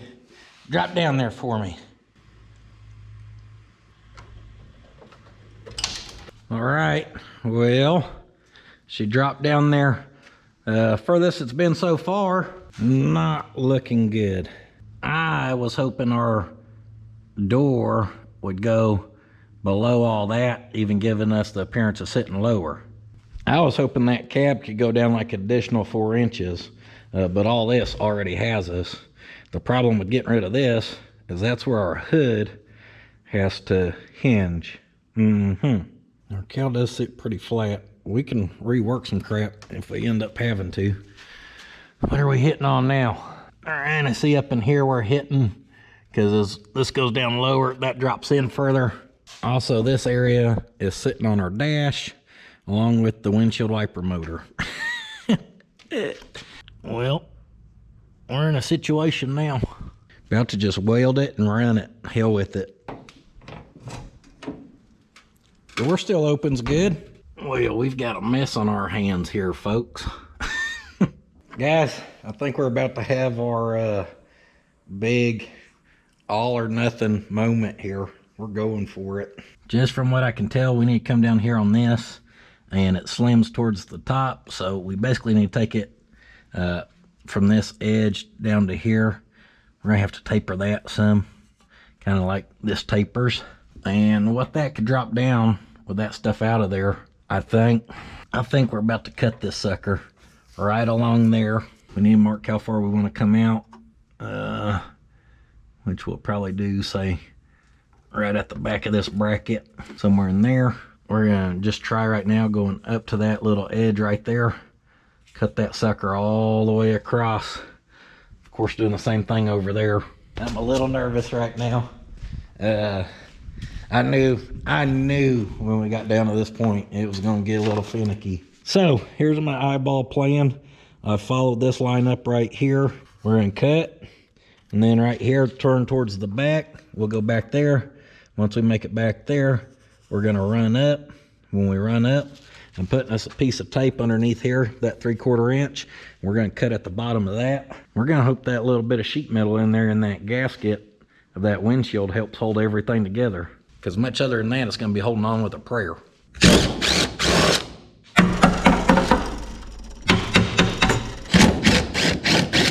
We don't need those where we're headed. Windshield wipers are overrated. Y'all better get some Rain-X out.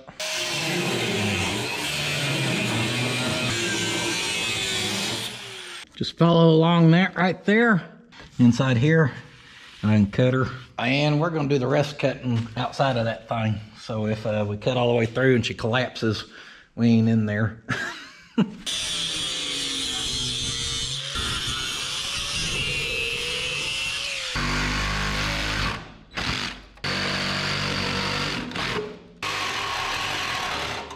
Uh-oh. We need to put something underneath that. Oh boy, guys. That sheet metal, I seen it pull down out of that windshield gasket. That ain't good.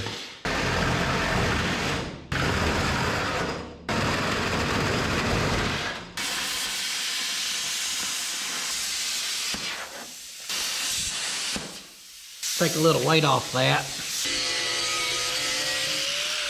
Slapped us some tape on that. We got a tiny piece holding it there and some over here.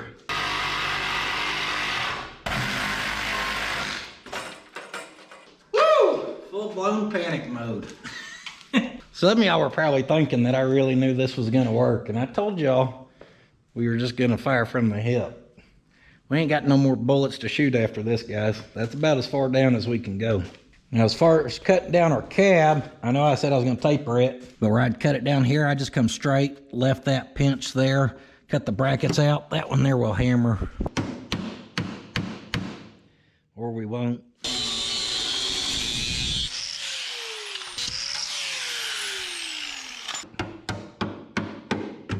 I don't think we can get any more clearance than that. Here we go. Here we go. We need a miracle, guys. Hold on. What's saying crickety crickety? Move our chassis back just a hair.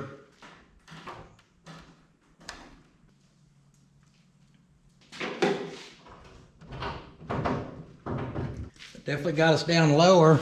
We're caught on this right now. I mean, even if it goes low enough now, we're gonna have some funky stuff going on because look where our defrost ducts are. Those are supposed to be back here to hit a glass, you know what I mean?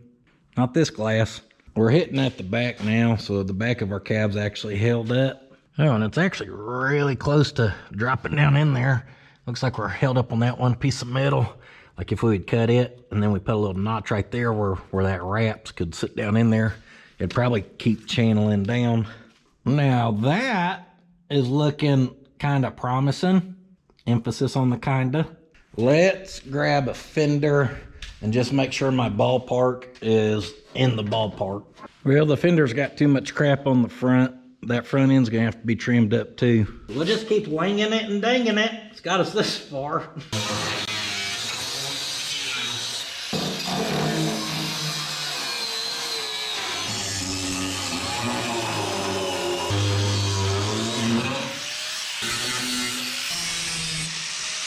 A swing and a miss. Now, since we keep having luck with stuff rubbing, so I can just notch all that out. But our rockers, or what's left of them here, I'll go down through here and kind of tap those in. Same with this one down here. Well, Theo, what do you think, buddy? I dropped her down, guys. She's about even-ish. Well, the pinch weld's still down there on the red rocker. Inside here, this looks all right. The problem is to drop down any more, we're gonna have to pull that dash out of there. Figure out if there's a way we can make something work. Hell, I don't know. I like the factory dash. That piece is already broke. I just kind of pushed on it and it broke some more, which did not help us any. I was trying to avoid just having to plumb slam the suspension and make it ride like crap. Door still closes. Might have to get something to eat and get my brain power back. It's almost 3 o'clock, guys. I've been out here all day cutting away at this thing, trying to make crap fit. As the sun goes down on my side of town, 2 Toyotas are cut up. All right, making a little progress on this side. I'm gonna show y'all what we're doing over on this side. Guys, I kind of made it to a point where I just had to stop, really look at it, kind of do some thinking. I mean, we ain't done much thinking along the way. So eventually something's got to break and you got to think. And that's where I was when I left off of sitting it down, trying to decide if we want to go lower or not. The problem with going lower is I think we're going to make it to a point where we could probably pull that dash out and get it channeled more. But the top of the fenders and the hood only go so high on this thing. We're going to make it to a point where this is sticking above the fenders, which damn sure won't be no good to us. It's already going to be hard enough to rework that area. That is not just going to fall into place. We know that. So, with all that being said, I made the decision. At least we got basically the bottom of the cab to the bottom of the old one, kind of where we started, so to speak. And we do have 2-inch drop spindles, 3-inch blocks, but if we need to get it lower, we can go more in the suspension. It's just what we'll have to do. I think it's worth getting into the suspension more and just keeping that dash and stuff intact and being able to put a hood on it, then it's worth getting it looking like it's sitting low. So with all that being said, it took me a minute to come up with that decision. I had to stop, stare, stop. But to go back together now, we're gonna put some strength in this thing. I kind of made to the point of quit worrying about that, because no matter what we do, we've got to do something with this stuff. And I'll be honest, we probably don't need to do anything with it. I don't think we cut out enough that there's no strength at all in it. I think we'd be okay. But since YouTube's watching and they'll say I have to do it, we're going to do it anyhow. And then, I mean, we could get real fancy here, guys. We could cut this, we could cut that, we could bend up a new one. We could do all kinds of stuff. At the end of the day, a plate's going to end up getting welded over the top of that to that, and on the bottom from that to that. So all that you'll never see again. So if we just want a little extra strength, what I'm gonna do is grind both sides of there to knock the paint off of it. And we're just gonna tap that crap together and weld that thing together right down through there.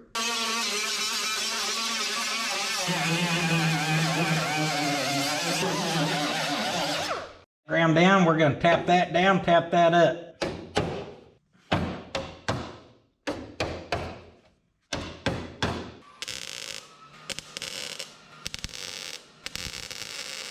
Little son of a biscuit. Can't get the tack. Need an extra set of hands.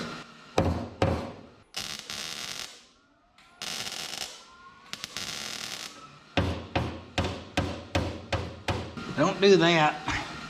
Gosh, darn it.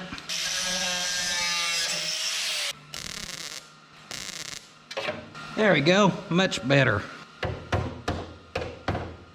Getting the first tack's the hard part. Then you can go down through there and see, we'll be able to work it now. This metal's a little stretched and blah, blah, blah, so don't worry about it too much, guys. You can push it up there and it touches, weld it.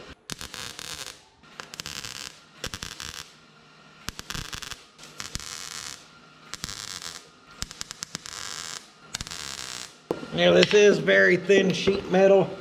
And on that side, the rocker didn't weld the greatest. So even though it's gonna kind of be ugly and it's hidden, still the tighter the fit, the better it'll weld. And we got a lot of welding to do, so we don't wanna have to fight it. So we're gonna try to keep our gaps out of it. We'll just go work her down through there. And as you get down here, well, you just gotta hammer a little more.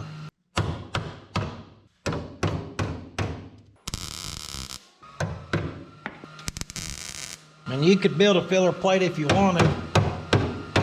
I don't want it.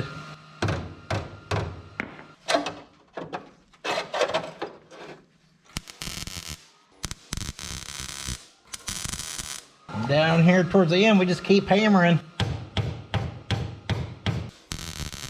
And we may end up with a little gap to fill.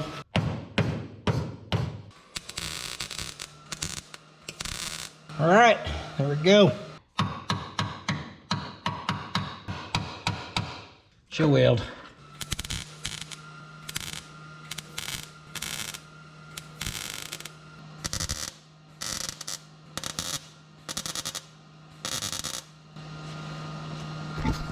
She's all welded up, guys. Down here at the end, we got this. And I'm just gonna take that towards the inner rocker. And from the factory, a lot of trucks, the rockers don't even go all the way through. Look at C10s, they're only backed halfway. And then like even on the white truck, there was nothing to actually enclose the back of it. Kind of folding that over and bracing to that will add a little strength to it.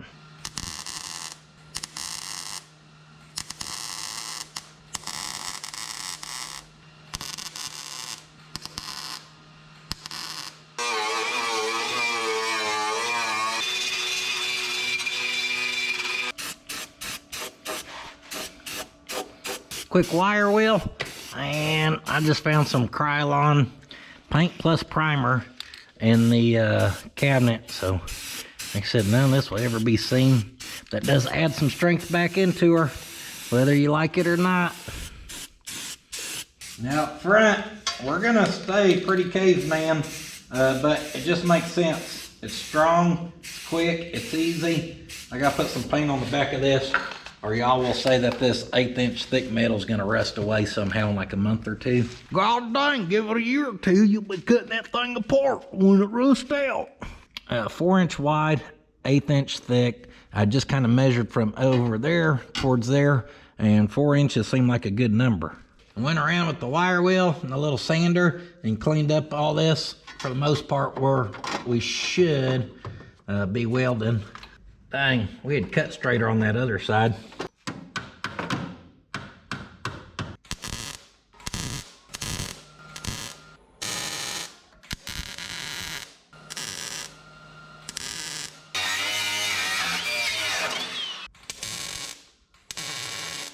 Ah, that's the secret. Once we pull that down, now that'll fit good.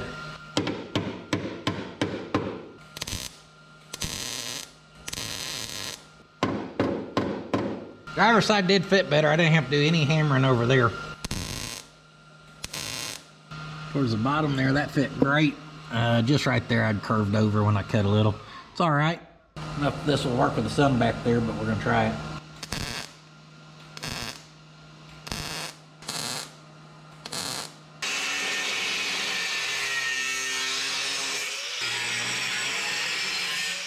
Show you what in the ugliness we got going on here.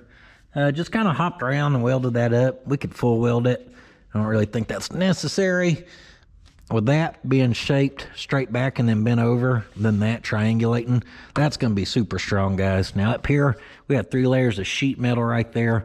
So I welded the top of that. Any of the sheet metal that was kind of loose, I guess you'd say, I put some welds on it. That right there should be nice and sturdy. Just cut this out, use the same template from the other side. It's going to fit in there good.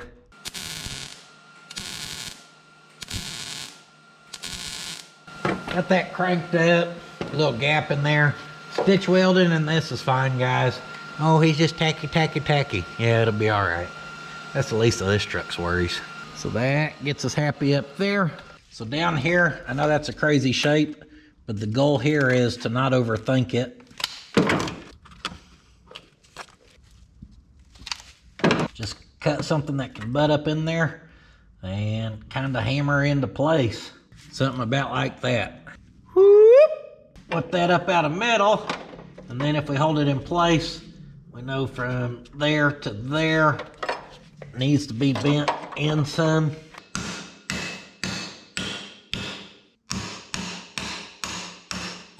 Let's see how that does. We're getting close. Let me whoop her a couple more times. Top's fitting good.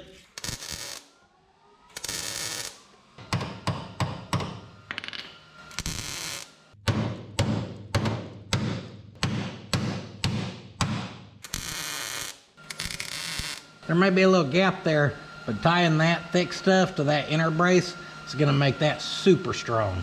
Super duper strong.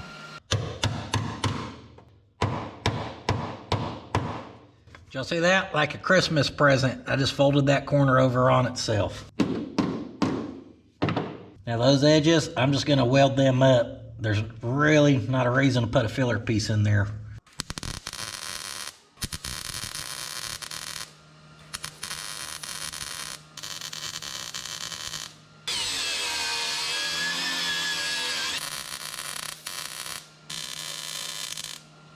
Welded all that up. I did miss on our corner down here. I didn't realize that went down so far. Had to add a little filler piece down there. No big deal. That is solid now. That's a lot of strength added in right there. Next up, a little primer. Weld through edition. Gonna make her look like old shiny penny. Like old penny that's been dipped in vinegar. Again, if we don't coat this whole thing will rust away in a month or two. Going for the weld through because there's a good possibility we're welding off of this coming out to attach to our new body, especially now that we know this is good thick metal and it's definitely a strong area. Why wouldn't we build off that? All right, guys, if we were gonna seam seal that or something, and you know, whatever, it don't matter. Point I was about to make was we could make that look a lot prettier if we wanted, but it really don't matter. Well, we dropped her back down. Now we've got a good area to build off of there. We can tie sheet metal from there to there. We can hop to the inside, tie some. But let's not get ahead of ourselves. We're kind of pretty far away from that. What I would like to get done is figure out where this cab needs to go and find a way to temporarily weld it in. A couple tacks in the front. We can put a couple pieces of scrap in, just something to hold the location. Because before we really worry about tying that cab together 100%, I want to know where the fenders need to go. And to do that, we're going to have to cut into a lot of this. And we don't have time for that this go around.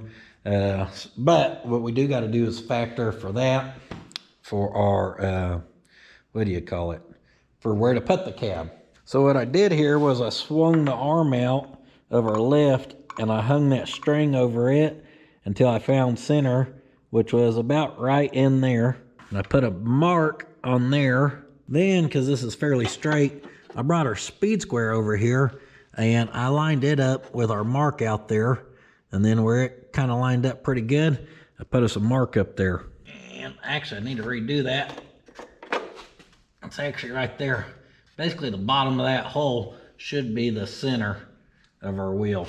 Now height wise, that's going to be pretty good in line with where our body line should be running. So I'm going to bring us a piece of blue tape up in here, and then luckily this looks to be pretty flat, so I'm gonna use our speed square, give us a mark up there, and then just below that body line I'm gonna measure over, and looking like 24 5/8. So again, add the 3/16 to 1/4 inch. And we're looking for about 3/4, maybe 13/16. We're adding our gap to that measurement, so now we can take this straight to our door here. Hit it like that. And right there we've got 24 5/8. So that's our measurement with no gap. So our cab needs to go back that 3/16 to 1/4 inch to make up for the gap we would need, I think. So obviously, instead of trying to fight our cab and move it back, our other option is to keep an eye on this and just move our chassis forward. Brought her forward to here. Let me get my wheel chock back underneath there.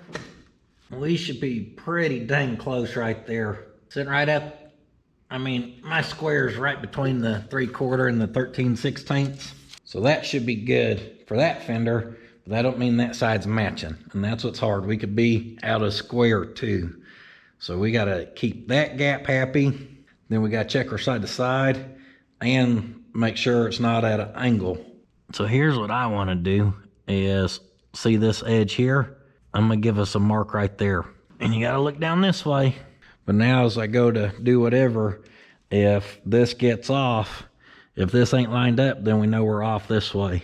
Checked our driver's side, and from there to our mark, we've got 25 1/2.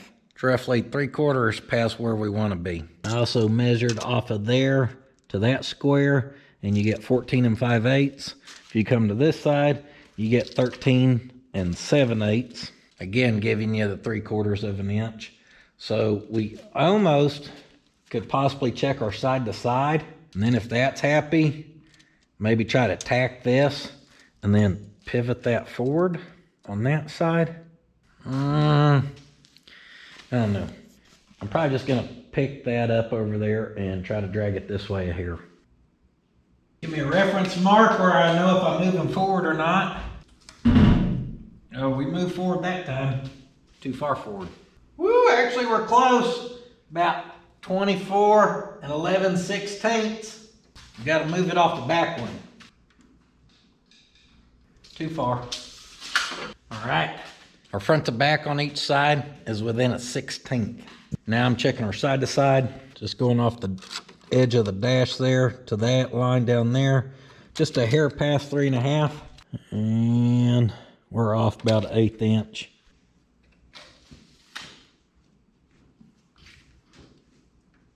Ha-ha! Wadded us up some cardboard in there. Now we're sitting right at 3 7/16 and 3 7/16. Now to cross measure, I came off this edge on each door and I measured over, I don't remember, like 1 3/8 inches, and I gave us a mark. That was just to get me past that chain. Now there's a little hole right here in the center of the cowl, and we're gonna put that in there and pull that and check, and I'm getting about 31 1/2. Over here I'm getting 31 9/16. That's good, because this side's perfect, and that side, the cab needs to come forward right at a 1/16. That's the side that's off, just a hair. I'm gonna find something on the back to cross measure, check side to side. If all that's good, we're gonna probably tack this sucker in where it's at. Well, I'm glad I checked that, because checking off our bed mounts up to like the roof line, it was off some, and that's something I didn't check on the front. So basically I had to put the jack underneath the chassis and jack this side of the cab, and not the cab of the firewall and all that up.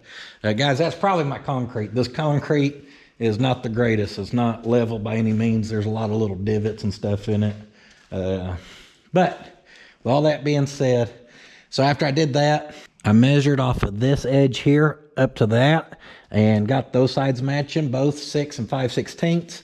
Then I had to adjust us some side to side again till we're matching 3 and 7/16.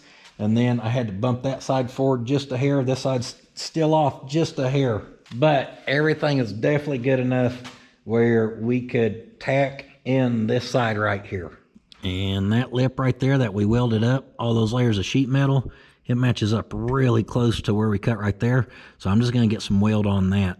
That's also an area where if we end up needing to move it because our fenders aren't correct, we could easily get a Sawzall through there and cut that loose. Perfect spot. I don't know if you heard that, but I said to hell with tacking.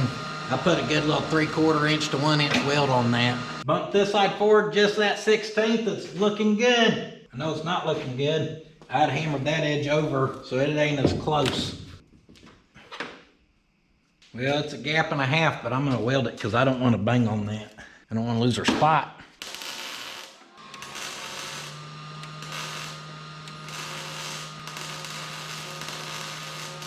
We're rolling now, baby. We're rolling. Hey, Ma, Puddin' just welded a 1/2 inch gap. Pretty good gap over here, but just get her pulled up on the back and then just whoop, back and forth. This side was a little tighter, but like I said, I guess that one over there I hammered over. The whole thing's laid over. This one's not. Well, she's locked in. Now, one thing I forgot to show y'all I counted for earlier was taking the angle finder, putting it on the rocker of the white pickup and seeing what angle it was at, then checking the rocker of the red floor, seeing where it was at, and then having to jack this up back here. So I picked up on it, I gave a board, and then to fine tune it, these cutoff wheels that are done, well, they make good shims. You can add them one at a time and get about a 1/16. So I'd done it both sides to get that matching good too. I took our jack out, just measured from right there up to there, both sides, within a 1/16. That's good, guys. I'm looking behind this thing and that cab looks good on there. You can kind of see from the center of what's left of the red wall that it's just hitting the center of that cab perfect. I mean, this thing's looking great as far as us squaring it up. Don't start looking at that or that cal area too close yet. We check our side to side and go from that lip right there. Right there, we got about 15/16. And over here, we've got 7/8. Again, we're within a 1/16. And then for more reference, I just checked there to there. And again, this side to that side, it's within a 1/16. 1/16's good, guys. A lot of stuff comes from factory, especially this older stuff that has some miles on it and everything, out of 1/16. You'd be surprised. All right, not permanent here, but just to get us pretty stable back here, cut some scrap one by one. We're just gonna go right there. It'll be easy to remove that when it's time.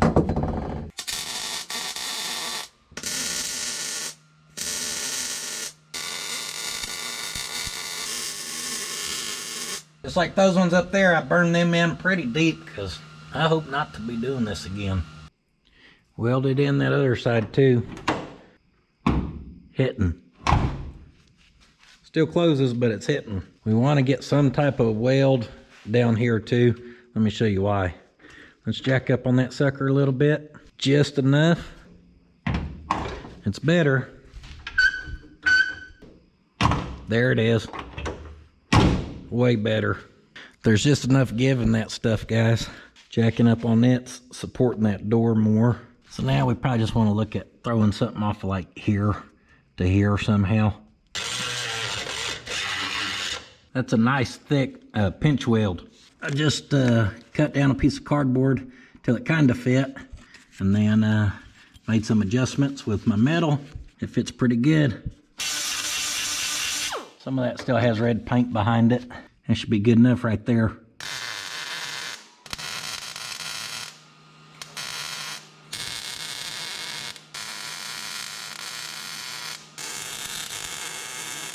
No, yeah, these are my temporary mounts. Wait till I really brace this thing up and box it together. That's 1/8 inch plate right there. Welded in nice there and there. Drop that. Oh yeah, baby. Well, the driver's side went the exact same way. Used the same template, welded her in the same, jacked up on the door. Let's give it a try now. Yeah, that one's not as good, but it never was as good. I was hoping I could get it a little better. Guys, we're ready to pop this sucker free from our jig. Drop her till we get some weight off that chain. Woo! Today has been a tremendous amount of work. From finishing clearing, to jigging, to figuring out we're gonna have to do a lot more clearing, to not giving up and ending up with her in place.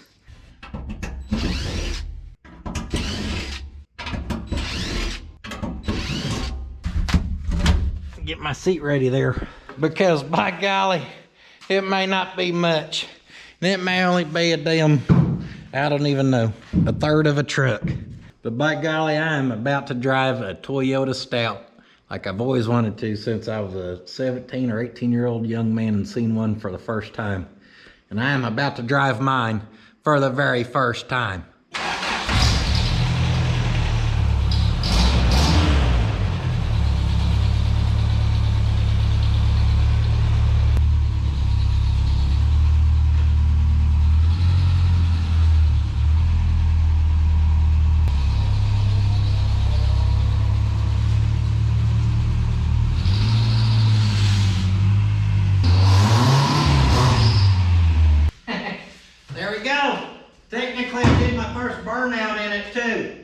I forgot, we could go do a little night driving if we wanted, because she already has some headlights for now. Guys, I know this is looking rough, but I think we're on to something here. I think we can make it happen. There's gonna be, you know, this is all gonna blend a lot better than I was thinking it was initially. Like even like this right now, we could lay on a piece right here, weld all that up, box all that real easy. None of that's a worry, none of the rocker, even the back of the cab. I think we can cut it up here, cut that down there, just swoop a piece in there. It'll have a goofy little pocket. Who cares? We may have to rework the front of our bed because of that, but we'll see. I thought we were gonna have plenty with our height, which ended up being our problem, and I did not think we were gonna have enough depth to clear that steering wheel, which was not a problem. Which is why I kind of approached this with a just jump in mentality, because I could sit out there and try to measure and go, well, at this point we'll do this or that. And at some point you just got to get into it. There's no way I could have calculated or figured out it was going to take this to get it to this point. I really don't know what's going to happen up in this area, but at the end of the day, something has to happen, and I'm okay with that. We're to a point, like I said, where what I would like to do next is get some fenders mounted. To get fenders mounted, we're going to have to get to our core support area, and that's going to get pretty tight. I think we're going to end up having to rework a lot of that. Let's not overthink that or worry about that quite yet, guys. Right now we need to celebrate what we have, which is our cab in place this go around. And that's it for this go around. It's, I don't know, probably 10 o'clock on Friday night here. That was kind of my goal. I knew we were going to get into some crap, and I said this week, by the end of it, if I could have this cab welded into place as a good mock-up, I'd be happy. That's where we made it to, so you can't beat that, guys. I appreciate you being here. I've never done anything like this before. I've always wanted to do body swaps, and then I always talk myself out of them. I talk myself out of them because of that kind of stuff there. But with that being said, I'm glad I'm finally making myself do one. It makes it where I can have a little fun with it, not take it quite so serious, like with the boxing and stuff. Shayna Show Truck, she's gonna make one hell of a driver if we can get it to that point. So thank you guys for being here. I hope you enjoyed. puddins.fab.shop for that good quality merchandise. We appreciate all support there. I'm on the Instagrammer, I'm on the Patreon, and I'm on the Facebooker. And I hope I see y'all for the next go around on this whenever we tear into the front of it. See if we can't get some fenders. But we get a fender, if we get them where we can hang the fenders, besides having to rework that, that'll also start to give us an idea of what we're getting into up here. The bed is the least of my concerns. So let's see. Hope to see y'all on those ones. And much other than that, do not forget. Tell him, Theodore.